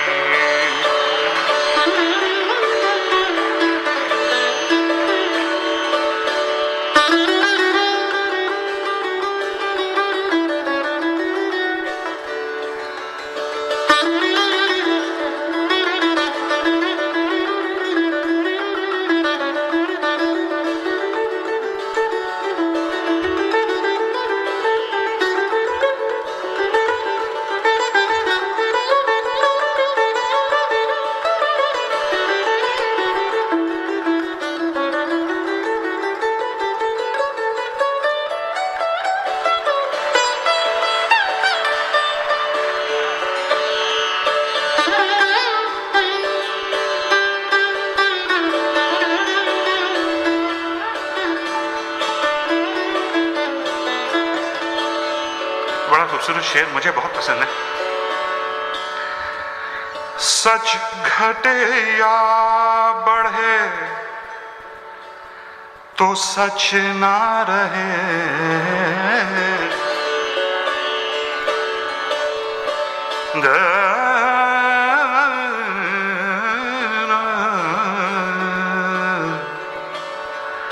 सच घटे या बढ़े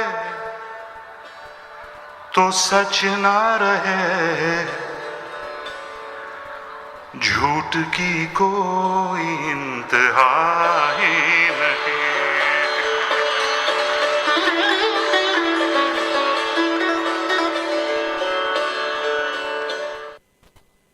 तो ये दोस्तों था ज़िंदगी से बड़ी कोई सज़ा नहीं। कई बार ऐसी सिचुएशन आ जाती है कि ज़िंदगी से बड़ी कोई सज़ा नहीं लगती है, और इसी विषय पर बातचीत करने के लिए, जब ज़िंदगी से बड़ी कोई सज़ा ना रहे तो रह जाता है कि एक ही विकल्प रह जाता है कि थोड़ा और दूसरे जो विकल्प हैं, जैसे कि बताया कि वॉलंटरी असिस्टेड डाइंग आपको ये चॉइस देता है, और इसके बारे में हम बातचीत कर रहे हैं डॉक्टर अनिल जी के साथ। अनिल जी, एसीटी सरकार ने ये बिल पास किया है, तो अगर जैसे अभी आपने बताया कि एक बार अगर ये लगता है कि एक आदमी डिसाइड करता है कि वो they want to go for this, उसका क्या एलिजिबिलिटी क्राइटेरिया है, किस तरह से चूज़ किया जाता है कि who is eligible for voluntary assisted dying? तो यहाँ के एसीटी के बिल में ये कहा गया कि 4 क्राइटेरिया हैं एलिजिबल होने के लिए। एक आप 18 वर्ष से ज़्यादा उम्र होनी चाहिए। दूसरी बात यह है कि आपको एक ऐसी कंडीशन होनी चाहिए जो टर्मिनल है और आपको काफ़ी डिस्ट्रेस पहुंचा रहा है। तीसरी बात यह है कि आप एसीटी में के रेसिडेंट होने चाहिए, तो एटलीस्ट प्रीवियस 12 मंथ्स में, 12 महीने में आप एसीटी के रेसिडेंट होने चाहिए। और चौथी बात यह है कि आपको कैपेसिटी होनी चाहिए, डिसीजन मेकिंग कैपेसिटी होनी चाहिए। ये 4 कंडीशंस हैं। एक 18 वर्ष से ज़्यादा, दूसरा एसीटी में आपका रेसिडेंस होना चाहिए, आप रहते हैं एसीटी में होंगे। तीसरी आपकी एक ऐसी मेडिकल कंडीशन होगी जो आपको काफ़ी दिक्कत देती है, और चौथा ये है कि आपको डिसीजन मेकिंग कैपेसिटी होती है। तो जब मेडिकल कंडीशंस की बात करते हैं तो किस तरह की मेडिकल कंडीशंस की बात कर रहे हैं हम उसमें? अच्छा, इस लॉ में किसी मेडिकल कंडीशन को वैसे स्पेसिफाई नहीं किया गया है। तो ये जो 2 लोगों के, अच्छा, इसका प्रोसेस ये होगा कि अगर आप किसी व्यक्ति ने ये तय किया कि उनकी कंडीशन ऐसी है कि वो इनक्योरेबल है, तो वो जाके रिक्वेस्ट करते हैं, तो 2 डॉक्टर्स या 2 मेडिकल प्रैक्टिशनर्स ये एसेस करेंगे कि आपका कंडीशन है। तो there is no specific condition which has been stated, but all it has been said that it should be a terminal condition and it should be causing significant distress. अच्छा, तो ऐसा specific medical condition नहीं बताया, लेकिन अगर ऐसा देखा जाए तो जैसे कैंसर हो तो वो ज़्यादातर आता है। दूसरा है कि जैसे फ्रेलिटी ऑफ ओल्ड एज हो तो वो आ सकता है, लेकिन स्पेसिफाइड लॉ में नहीं कहा गया कि ऐसे ऐसे कंडीशन हो। तो मेरे ख्याल से दूसरी स्टेट्स में ऐसा, कुछ स्टेट्स में ऐसा है कि अगर डॉक्टर्स ये कहते हैं कि 12 महीने से ज़्यादा या कोई टाइम पीरियड होता है, टाइम फ्रेम है, लेकिन एसीटी में लगता है कि ऐसा कोई टाइम फ्रेम नहीं रखा गया, और इस बारे में कुछ बहस भी छिड़ी हुई है कि होना चाहिए कि नहीं होना चाहिए। आपने बिल्कुल ठीक कहा है कि बाकी कुछ स्टेट्स में ऐसा कहा गया कि अगर आपकी लाइफ एक्सपेक्टेंसी 6 महीने की हो, किसी स्टेट्स ने कहा है कि 12 महीने की हो। एसीटी ने ये डिसीजन लिया है कि ये काफ़ी डिफ़िकल्ट है ये प्रेडिक्ट करना कि आपका लाइफ स्पैन अभी बाकी कितना है। तो एसीटी का अप्रोच ये है कि हम टाइम फ्रेम नहीं लगा रहे हैं, ये सिर्फ ये कह रहे हैं कि अगर आपकी कंडीशन ऐसी हो कि जो for want of a better अब जानलेवा हो, और अगर आपकी मौत इमिनेंट हो, लेकिन इमिनेंट का टाइम फ्रेम उन्होंने नहीं बताया है, तो इस बारे में एसीटी बाकी स्टेट से थोड़ी डिफरेंट है। अच्छा, और जब मेडिकल कंडीशंस की आपने बात करी, इनक्योरेबल, एक और एलिजिबिलिटी क्राइटेरिया बताया कि कैपेसिटी टू मेक डिसीजन, तो इसका मतलब है कि अगर किसी को डिमेंशिया या मेंटल इलनेसेस हैं where they are not able to make a decision, they cannot choose power. As currently it stands, नहीं, if you do not have capacity to make decisions, तो आप ये VAD वॉलंटरी असिस्टेड डाइंग में भाग नहीं ले सकते हैं. ये 3 साल बाद इसकी रिव्यू होगी, और एक बात इसकी आई थी कि उसका क्या करेंगे. दूसरी बात ACT स्पेसिफिकली देख रही थी कि अगर अभी यहाँ का क्राइटेरिया कि 18 वर्ष के ऊपर के लोगों का है, थोड़ी बहस इस बात में भी चल रही थी कि अगर कोई 16-17 साल का है और उसको कैपेसिटी है डिसीजन लेने की, क्या वो इसकी यूज़ कर सकते हैं कि नहीं. सो ये 2 चीज़ें 3 साल बाद जब रिव्यू होगी तो उसके बारे में सोचेंगे. और दूसरा बहस ये हो रहा है कि चलो ये प्रोसेस शायद 2-3 हफ्ते हो सकते हैं by the time you make a decision and the end product. अगर इसके दौरान अगर कोई कैपेसिटी लूज करे तो क्या करेंगे. अच्छा, तो ये भी बहस चल रही है, और इस बारे में गाइडलाइंस होपफुली ये 1.5 साल का जो है उसमें थोड़ा और क्लैरिटी आएगी इस बात में. लेकिन फ़िलहाल ये कहा गया है कि even at the time of accepting death you should have capacity. अच्छा, सो इस मामले में अगर ये कहें कि कोई अगर ये कहे कि मैं ऐसा एडवांस केयर डायरेक्टिव देता हूँ कि अगर मुझे डिमेंशिया हो तो मैं वॉलंटरी असिस्टेड डाइंग के लिए चूज़ कर सकता हूँ, तो क्या ये संभव है कि नहीं है? फ़िलहाल आज के तारीख में जो लॉ हैं उसमें नहीं है. अगर 3 साल बाद रिव्यू में अगर आए तो वो बहस ACT में हो रही है, लेकिन वो अगले 3 साल तक के लिए नहीं होगा. अच्छा. उसके बाद शायद ये डिबेट होगी, और ये community to a large extent influence कर सकती है अगर उनको ये काफ़ी लगे कि वो होना चाहिए कि नहीं. अच्छा, और जैसा कि हम बात कर रहे थे कि डेथ के बारे में बातचीत करना बड़ा ही मुश्किल होता है. अगर कोई डिसीजन लेना भी चाहे तो इतना कोई आसान तो नहीं. किससे बात करनी चाहिए? अच्छा, ये कल्चरल सोसाइटी की बात भी होती है कि अगर हम जैसे अपने स्पाउस से बात करें या बच्चों से बात करें, ज़्यादातर अपने इंडियन कम्युनिटी में ये देखा जाता है कि हम उसके बारे में बात नहीं करना चाहते. अगर ये काफ़ी जाहिर है कि वो अगले हफ्ते में या अगले 5-6 दिन में मरेंगे, फिर भी हम कहेंगे नहीं आपको कुछ नहीं होगा, आप बिल्कुल ठीक रहेंगे, तो काफ़ी उसमें प्रॉब्लम आती है. तो ऐसे कम्युनिटी हमें इस बारे में थोड़ा और मैच्योर होना चाहिए, इसके बारे में बात करनी चाहिए. और मेरे ख्याल से जैसे आज का प्रोग्राम जो है वो शायद घरों में इसके बारे में बात करने का थोड़ा सा इंस्पिरेशन हो जाए, तो वो काफ़ी दिखता है.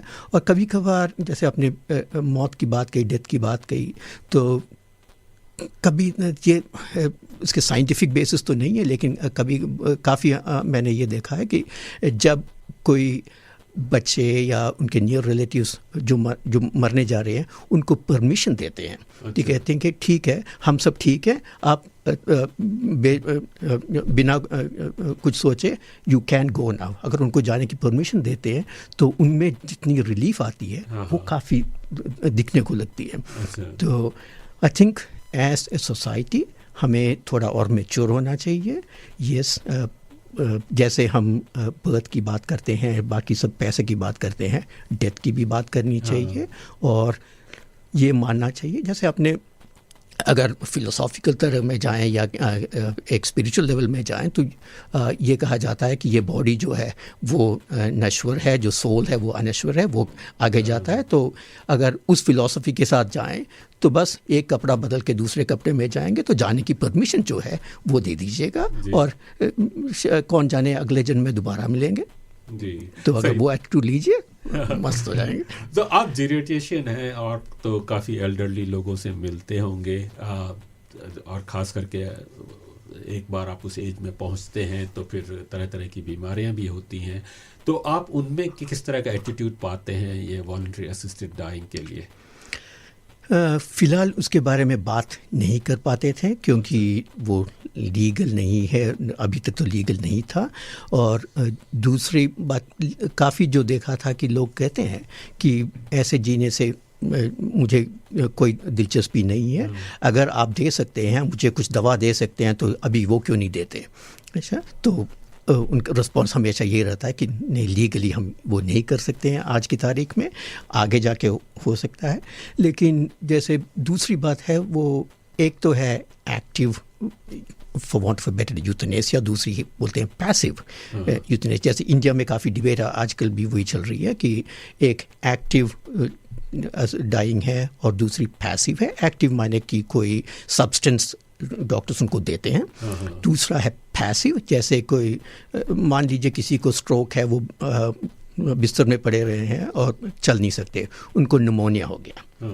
अच्छा, तो एक दो चीज़ कर सकते हैं आप, एक तो या तो निमोनिया को ट्रीट करो इन एंटीबायोटिक्स दो और उनको ज़िंदा रखो, और 5-6 हफ्ते बाद या 2 महीने बाद दोबारा निमोनिया आएगा दोबारा तो। और दूसरी एटीट्यूड ये है कि चलो आप वो निमोनिया को ट्रीट करने के बजाय आपकी सिम्टम्स को हम ट्रीट करेंगे। और बिटवीन यू एंड नेचर ये हो सकता है कि जैसे आपको सांस लेने की तकलीफ़ है तो ऐसी दवा देंगे जिससे आपको सांस लेने में तकलीफ़ ना हो, दर्द है तो दर्द की देंगे, लेकिन एंटीबायोटिक्स नहीं देंगे। और इसके ऐसा दैट इज़ कॉल्ड पैसिव। और पैलिएटिव केयर में भी यही अप्रोच लिया जाता है कि रिलीफ ऑफ सिम्टम्स होते हैं, अंडरलाइंग डिसीज़ अगर इनक्योरेबल है तो उसको ट्रीट नहीं करते, लेकिन सिम्टम्स को ट्रीट करते हैं। जी, तो अब यहाँ पर जैसे ACT में बात होती है, तो अगर कोई डिसाइड करता है कि they want to go for voluntary assisted dying, doctor के पास जाना पड़ता है, या फिर मेरे ख्याल से ACT में थोड़ा सा अलग है कि कोई भी, it's not necessarily a doctor, as long as someone in medical professional, और not everyone would like to assist in those kind of requests. So how does that work? अच्छा, again it has not been clearly specified अभी तक नहीं, अभी over the अगले साल 1.5 साल में उसका थोड़ा और क्लैरिटी आएगा। लेकिन अब ACT में थोड़ी सी डिफरेंस है। 2 व्यक्ति अलग अलग से जो कहते हैं प्रैक्टिशनर्स हैं, उनको सहमति होनी चाहिए। और ACT में ये कहा गया कि उनमें से एक नर्स प्रैक्टिशनर हो सकते हैं, दूसरे मेडिकल प्रैक्टिशनर होंगे, जिनमें से एक can be a nurse practitioner. So वो थोड़ा सा डिफरेंट है ACT में। अच्छा, चलिए फिर और एक ब्रेक लेकर फिर बातचीत थोड़ी सी और भी जारी रखते हैं कि क्या प्रोसेस होती है इस वॉलंटरी असिस्टेड डाइंग में। आप सुन रहे हैं ये रेडियो मनपसंद कार्यक्रम, और बातचीत हो रही है डॉक्टर अनिल जी के साथ हम कर रहे हैं वॉलंटरी असिस्टेड डाइंग पर। अगर आप हमसे बातचीत करना चाहें तो 0421898095 या 0414527962 पर बात कर सकते हैं। Latest updates. मैं हूं आपके साथ किशोर नंगरानी। जिंदगी का सफर है ये कैसा सफर, कोई समझा नहीं, कोई जाना नहीं।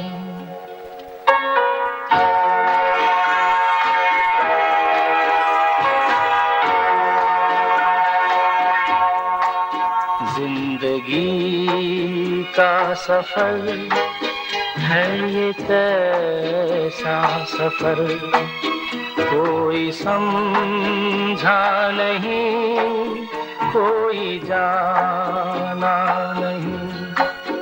है ये कैसी डगर, चलते हैं सब मगर, कोई समझा नहीं, कोई जाना नहीं।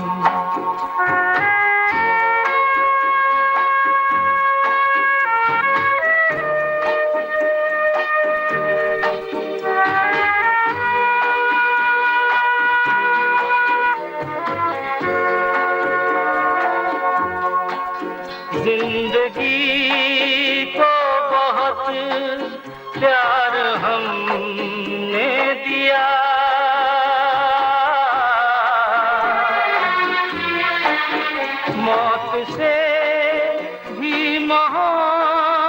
साथ निभाएंगे हम, रोते रोते ज़माने में आए मगर हंसते हंसते ज़माने से जाएंगे हम।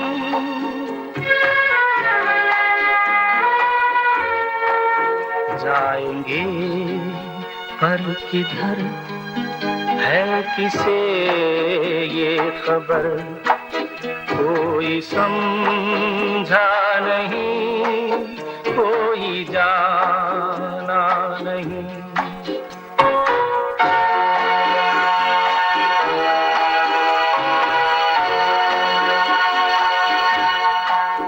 ऐसे जीवन भी हैं जो जिए ही नहीं,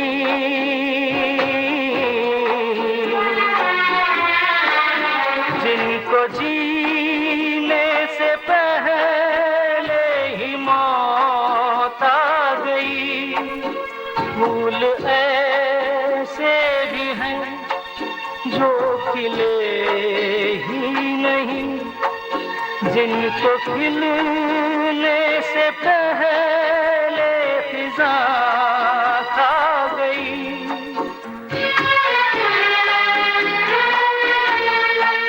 है परेशान नजर, थक गए चार अगर, कोई समझा नहीं, कोई जाना नहीं।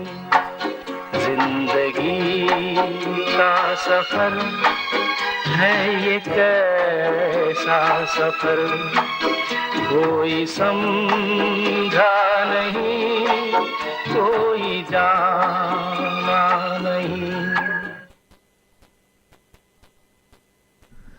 आप सुन रहे हैं रेडियो मनपसंद FM 91.1 पर। बातचीत हो रही है डॉक्टर अनिल जी के साथ वॉलंटरी असिस्टेड डाइंग पर।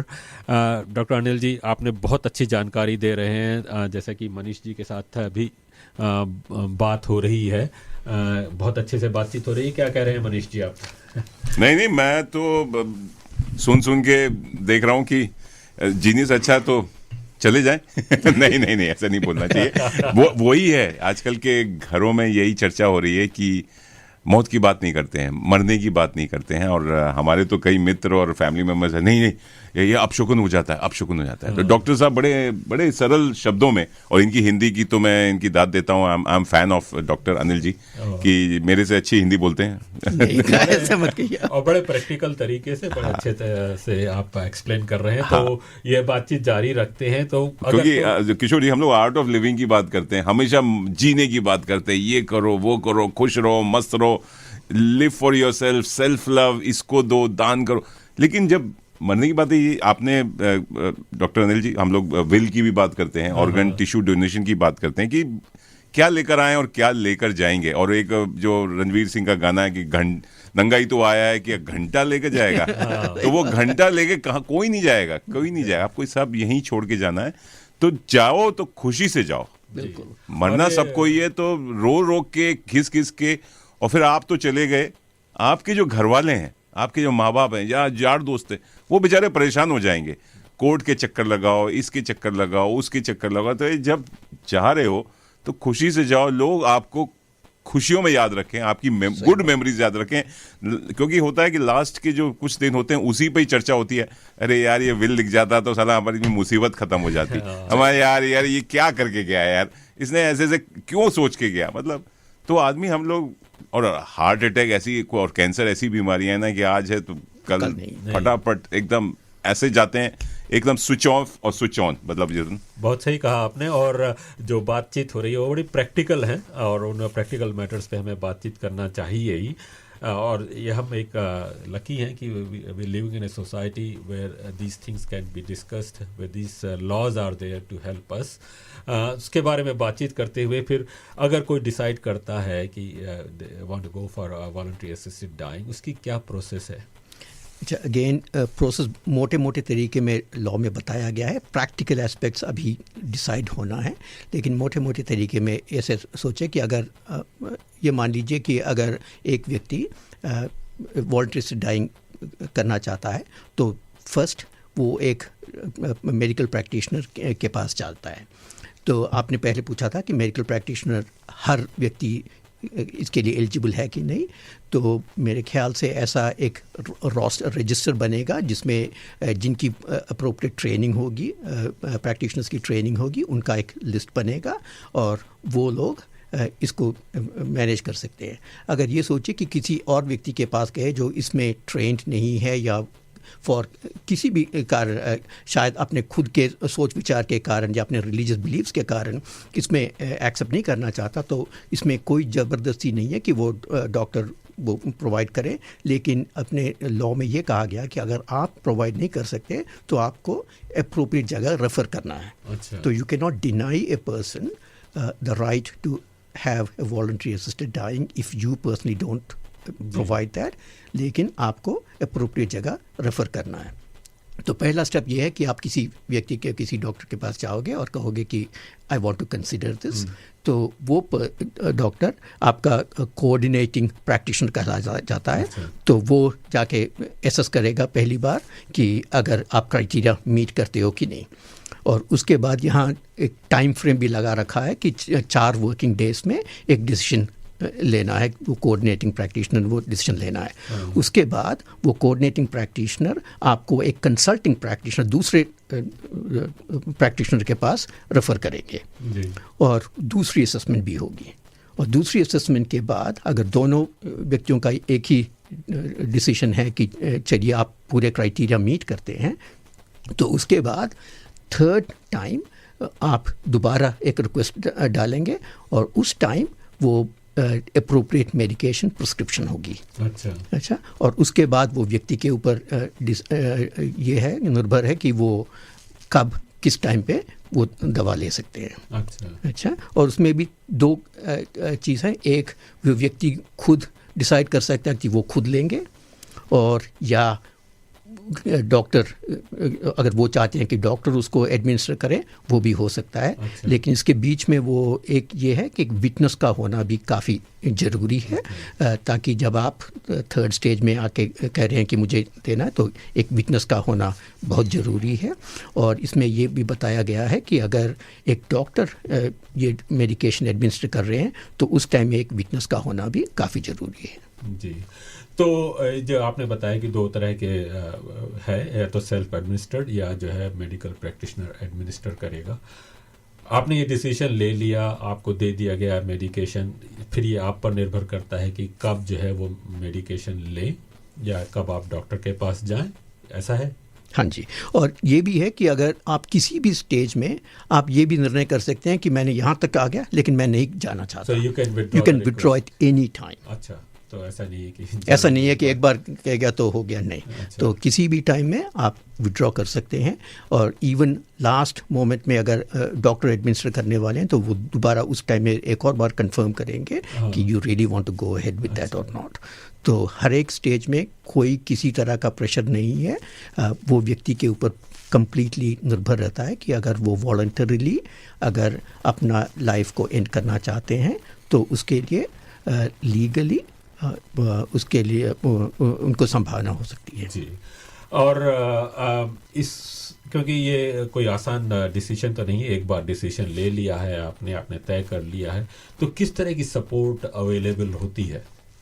अच्छा, काफ़ी अच्छी क्वेश्चन, क्योंकि एक ऐसे सोसाइटी, अगर नॉट जस्ट इंडियन सोसाइटी, पूरी ऑस्ट्रेलिया में भी it's not an easy thing, and हर एक स्टेज में इसका काफ़ी सपोर्ट रहना ज़रूरी है। तो एक नेविगेशन सिस्टम बनाने की सोच है। तो अपने इस लॉ में, एक्ट में एक कोऑर्डिनेशन सर्विस बनेगी, और वो कोऑर्डिनेशन सर्विस आपको जैसे कि अगर मैं ये नहीं चाहता कि ACT में कौन कौन से डॉक्टर्स ये प्रोवाइड करते हैं, तो आप ये नेविगेशन सिस्टम में जाके या कोऑर्डिनेशन सिस्टम में जाके आप पता कर सकते हैं।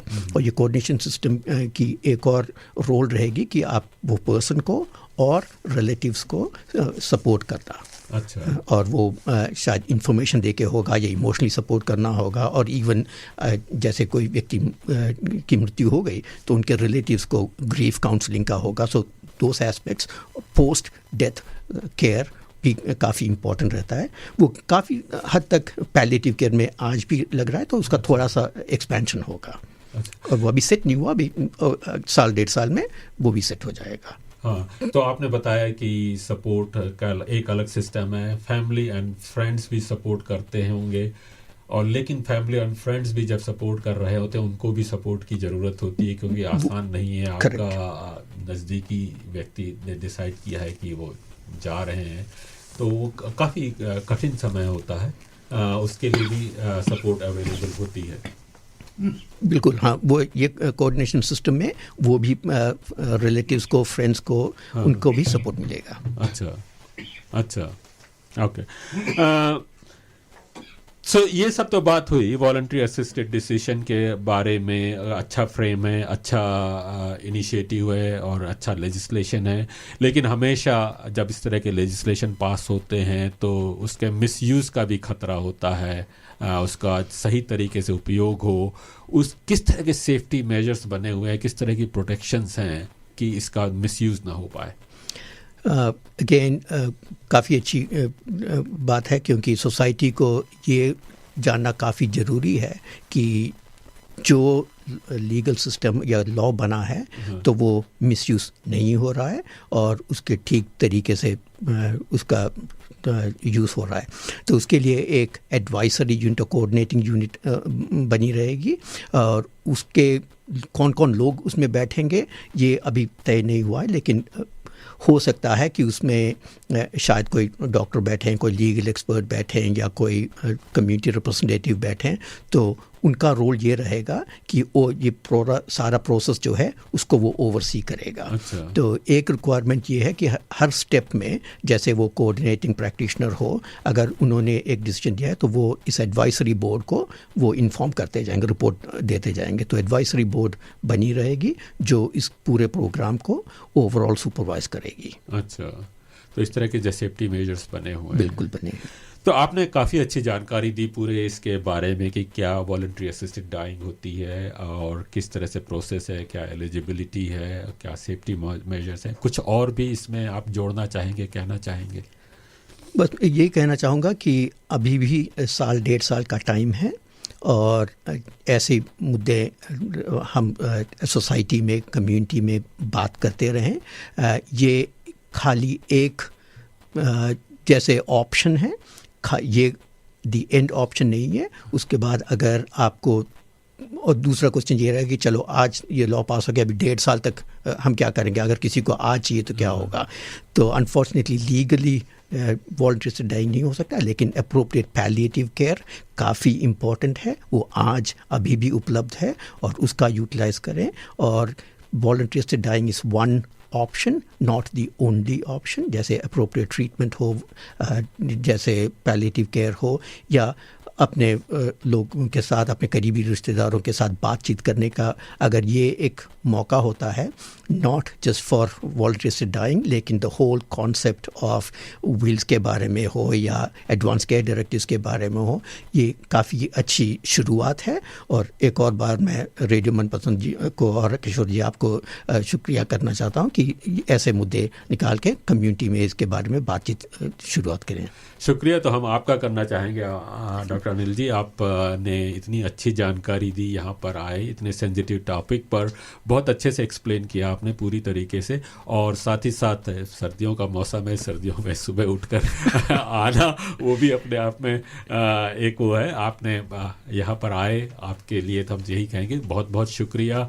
और आशा है कि हमारे कम्युनिटी के थोड़े एटीट्यूड्स इस बातचीत के बाद, आपकी जानकारी के बाद थोड़े से खुलेंगे, बातचीत करेंगे जैसा कि आपने कहा, तो उसी का सही उपयोग हो सकता है. Thank you very much. Thank you. और जहाँ तक बात है, मौत की तो बात हुई, लेकिन ज़िंदगी का एक सबसे बड़ा अच्छा तरीका सा है, जो भी दिन है वो एक तरह से उसका शुक्रिया भी करना चाहिए. ज़िंदगी जो है एक जितनी ज़िंदगी रही उसका शुक्रिया भी करें. तो श्रेयल घोषाल की आवाज़ में ये खूबसूरत गीत सुनते हैं कि ज़िंदगी का किस तरह से शुक्रिया करते रहें.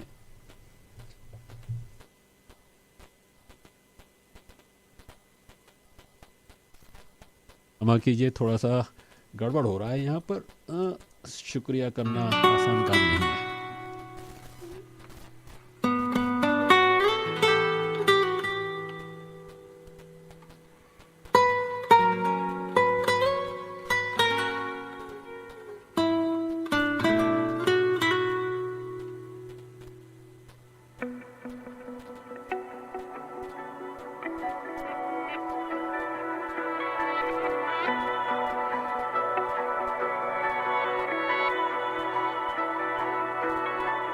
जिंदगी चल तेरा शुक्रिया, शायद मिले न तू कल की सुबह, जो दिया हमने हंस के लिया, ऐ जिंदगी तेरा चल शुक्रिया।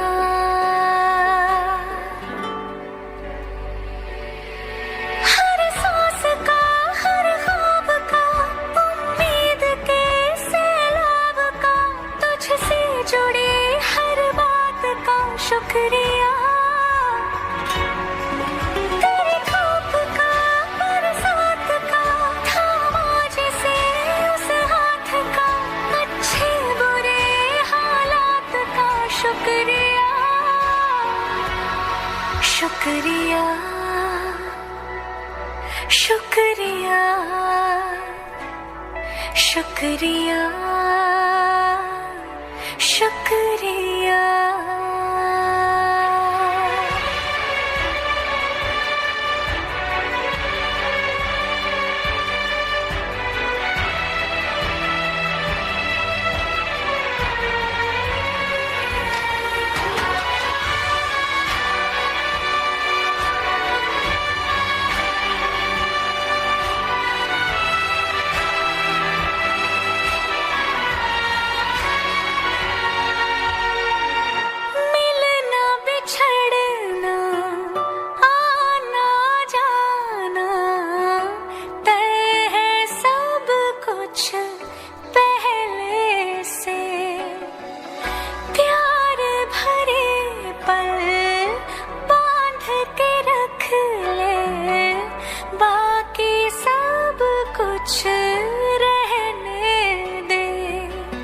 कुछ नहीं हाथ आएगा यहाँ, फिर भी ये जिंदगी तेरा शुक्रिया।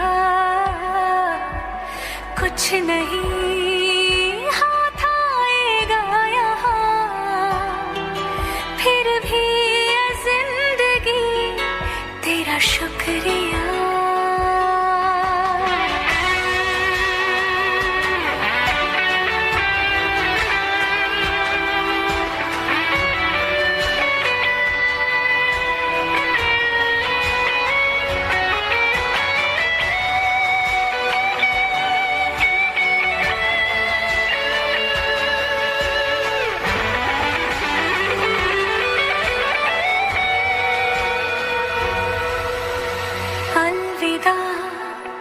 रहना तो खुश सदा, शायद मिलूं न मैं कल की सुबह।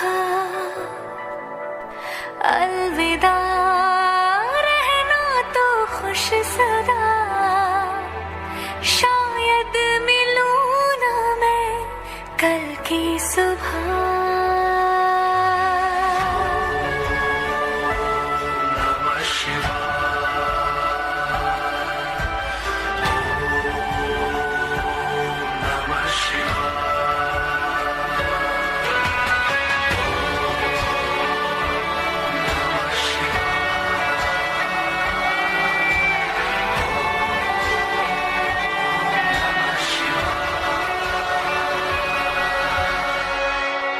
शुक्रिया शुक्रिया।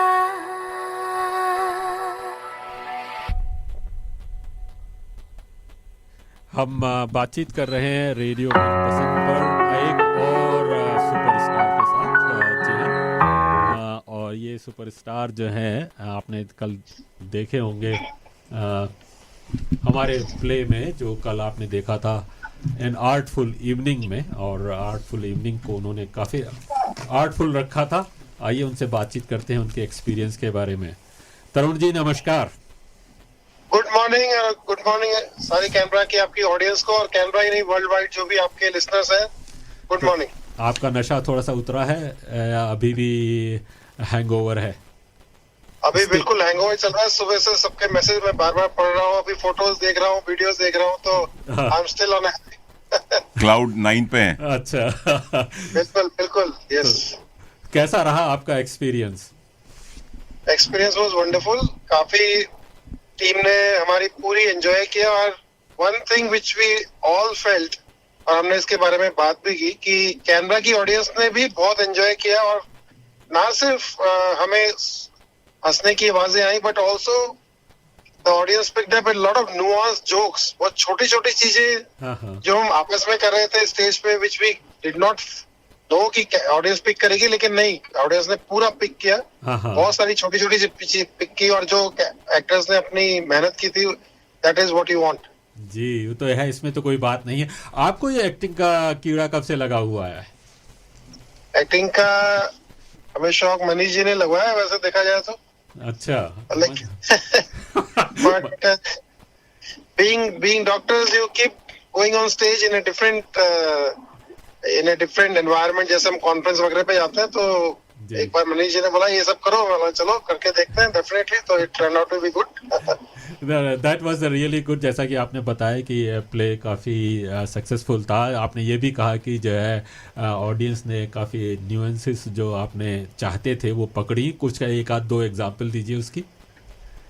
जैसे मैं बोल सकता हूँ, जैसे रिया करके जो कैरेक्टर था, वो अपनी मम्मी से बात करती है कि मम्मी मैं और लड़कों को नहीं मिलना चाहती अपनी शादी के लिए, शादी की चिंता करना छोड़ो, अभी मेरे को अपना काम में ध्यान देना है जी। और पीछे से मैं जो ऐश का कैरेक्टर हूँ, मैं एकदम से रियलाइज करता हूँ, अरे ये तो शी इज सिंगल, तो I can try to impress her, तो वो ऑडियंस ने बहुत अच्छा पकड़ा। तो ऑडियंस ने बहुत अच्छा पकड़ा, क्योंकि इनका रोल था कि नए माइग्रेंट आए हैं, किसी ऑस्ट्रेलियन को, सिटीजन को पकड़ लो तो अपने आप पीआर लग जाएगा। नहीं, आपने बड़े अच्छे से एक्टिंग की, बड़े अच्छे से रोल अदा किया। और आप दोनों की केमिस्ट्री, जो गौरव एंड ऐश की केमिस्ट्री बहुत अच्छी थी। गौरव को भी अप्रिशिएट किया, जबकि जो गौरव का रोल सौरभ ने किया था, एंड पीपल, उसका रोल वही था कि थोड़ा सहमा सा, डराव सा, डरपोक, मैनेजर की भी सुननी है, अपने दोस्त की भी सुननी है, तो वो लोगों ने बहुत अच्छा पिक किया। आप दोनों ने जो है कॉम्प्लीमेंट्री थे, वो जहाँ सहमा हुए थे और आप ओवर कॉन्फिडेंट थे। और बिल्कुल ये होप दोनों को लाफ्स मिली इस बारे में। और एक प्ले का ये थीम भी था कि आप भले डिफरेंट हो, लेकिन आपकी फ्रेंडशिप होनी चाहिए, friendship is main thing. And तो ये उस थीम में अच्छा सेट भी हुआ कि दोनों कितने डिफरेंट थे, फिर भी they were totally for each other. और दोनों तरह के कैरेक्टर्स भी थोड़े से रियल भी हैं, देखने को मिलते हैं। तो डॉक्टर तरुणजन ऐश जैसा है, या डॉक्टर तरुणजन की लाइफ डिफरेंट है, कि दोस्ती ऊपर है या पैसा ऊपर है? बिल्कुल ऐश का जो लास्ट स्टेटमेंट था वैसा ही आप भी हैं, रियल लाइफ में भी वैसे ही हैं। रियल लाइफ में तो बिल्कुल तभी तो जाके स्टेज पे आप नेचुरल एक्टिंग की, इसलिए पता है नहीं। थैंक यू तरुण जी, और आपसे, आपके साथ काम करके मुझे भी बड़ा मजा आया, and it was a great team effort. जो जे ज्योत्सना ज्योति बोलती रहती है, कमिटमेंट है, और आपका कमिटमेंट तो सर आंखों पे। आप जैसा कमिटेड एक्टर मैंने देखा, 3 या 4 महीने से आप हर सैटरडे संडे को ड्राइव करके जाना, 8 घंटे गाड़ी में बिताना, फिर वहां जाके। तरुण जी की एक खासियत है कि सारे डायलॉग्स रटे हुए थे, एब्सोल्युटली। इनको स्क्रिप्ट पढ़ने की जरूरत ही नहीं पड़ती थी। अच्छा, काफी मेहनत की आपने, मतलब इस तरह के हर हफ्ते जो है अपना सिडनी की ट्रिप मारना कोई आसान काम नहीं है। डेडिकेशन और कमिटमेंट आपका जो है एडमायरेबल है, इसमें तो कोई दो राय नहीं है। Thank you for help, thank you for support, and thanks a lot for all the Canberra crowd. We really hope you enjoyed. Absolutely, we'll bring more such plays, and तरुण को आप और भी बड़े-बड़े किरदारों में देखेंगे। Thanks a lot. अभी लोग उनको शाहरुख खान बोल रहे हैं, अब अमिताभ बच्चन बोलने लग जाएंगे। थैंक यू तरुण जी।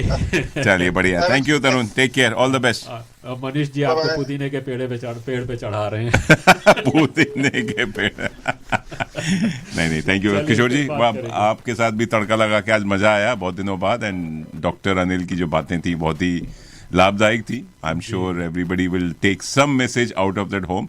और घर में ऑन द डिनर टेबल या लॉन्ज रूम में या कहीं पे भी, बेडरूम में भी आप थोड़ी सी वॉलंटरी असिस्टेंट डाइंग या डाइंग के बारे में जरूर बात करिए। और हम बोलते हैं कि डोनेशन की बात कीजिए, ऑर्गन टिश्यू की बात कीजिए, और बच्चों के लिए ऐसा माहौल बना के जाइए, ऐसा समा बना के जाइए कि आपको फिर ये ना बोले यार माँ बाप ने ये क्या रायता फैला के गए हैं और हमें समेटना पड़ रहा है। विल पावर ऑफ अटर्नी सबकी जो बात हुई, जरा इनका ध्यान रखिए। आशा है प्रोग्राम पसंद आया होगा आपको। अगर आप प्रोग्राम के बारे में कोई भी रिएक्शन देना चाहते हैं, कोई भी प्रतिक्रिया देना चाहते हैं, तो आपका हमेशा स्वागत है। 0421898095 tadka@radiomanpasand.com पर हमें आप कर सकते हैं। फेसबुक पर हमारा पेज है रेडियो मनपसंद, और ट्विटर पर हैं, हम हर जगह हैं। बस आपकी आवाज़ सुनने के लिए बेताब हैं। आप अपनी आवाज़ देते रहिए, फीडबैक देते रहिए ताकि हम अपना कार्यक्रम इम्प्रूव करते रहें। समय करीब करीब समाप्त होने को आ रहा है। कौन से टॉपिक्स पे आप बात सुनना चाहेंगे? किशोर जी भी या हमारे इंटरव्यूज हम करते हैं, इंफॉर्मेटिव, हम बोलते हैं इंफोटेनमेंट है, एंटरटेनमेंट तो अलग जगह है, लेकिन इन्फॉर्मेशन कम्युनिटी को हम देते रहते हैं। तो आज का जो डॉक्टर अनिल जी का जो इंटरव्यू था, इट्स फेसबुक लाइव पे है, उसका थोड़ा सा प्रीव्यू है कि उन्होंने बड़ी अच्छी बातें की। वो आप देख सकते हैं हमारे रेडियो मनपसंद के फेसबुक लाइव पे, वहाँ कमेंट्स छोड़ सकते हैं, लाइक कर सकते हैं, फॉरवर्ड कीजिए, शेयर कीजिए। और प्लस ये प्रोग्राम जो आज का 2 घंटे का प्रोग्राम रिकॉर्डेड है, और ये आप हमारे रेडियो मनपसंद के मोबाइल ऐप पे 3 से 5 बजे आज ही संडे को सुन सकते हैं। और इंडिया में जो सुन रहे हैं, अगर आप अभी सो के उठे हैं कि रेडियो मनपसंद आपने कुछ मिस नहीं किया, आप सुबह आप ट्यून इन कीजिए हमारा प्रोग्राम 10:30 बजे अपने IST इंडियन स्टैंडर्ड टाइम। वो आप हमारा 2 घंटे का पूरा प्रोग्राम सुन सकते हैं। और जो आज का इंटरव्यू हमने रिकॉर्ड किया है, उसको हम जल्दी यूट्यूब पे शेयर करेंगे, और उसका लिंक वहाँ पर आप देख सकते हैं। बहुत बहुत धन्यवाद मनीष जी आपका इस सब जानकारी के लिए। और सुनते रहिए रेडियो मनपसंद ऐप, 24 घंटे 7 दिन आपके साथ रहता है। बस अब योगा के इस गीत के साथ हम मनीष और हम आपसे विदा लेते हैं, और आपसे फिर मुलाकात होती रहेगी। जैसा कि बताया कि रेडियो मनपसंद 24 घंटे 7 दिन और प्रतिदिन एक विशेष कार्यक्रम आता ही रहता है। तो सुनते रहिए, हमसे जुड़ते रहिए। बिल्कुल, thank you, have a lovely day, happy yoga day, bye bye.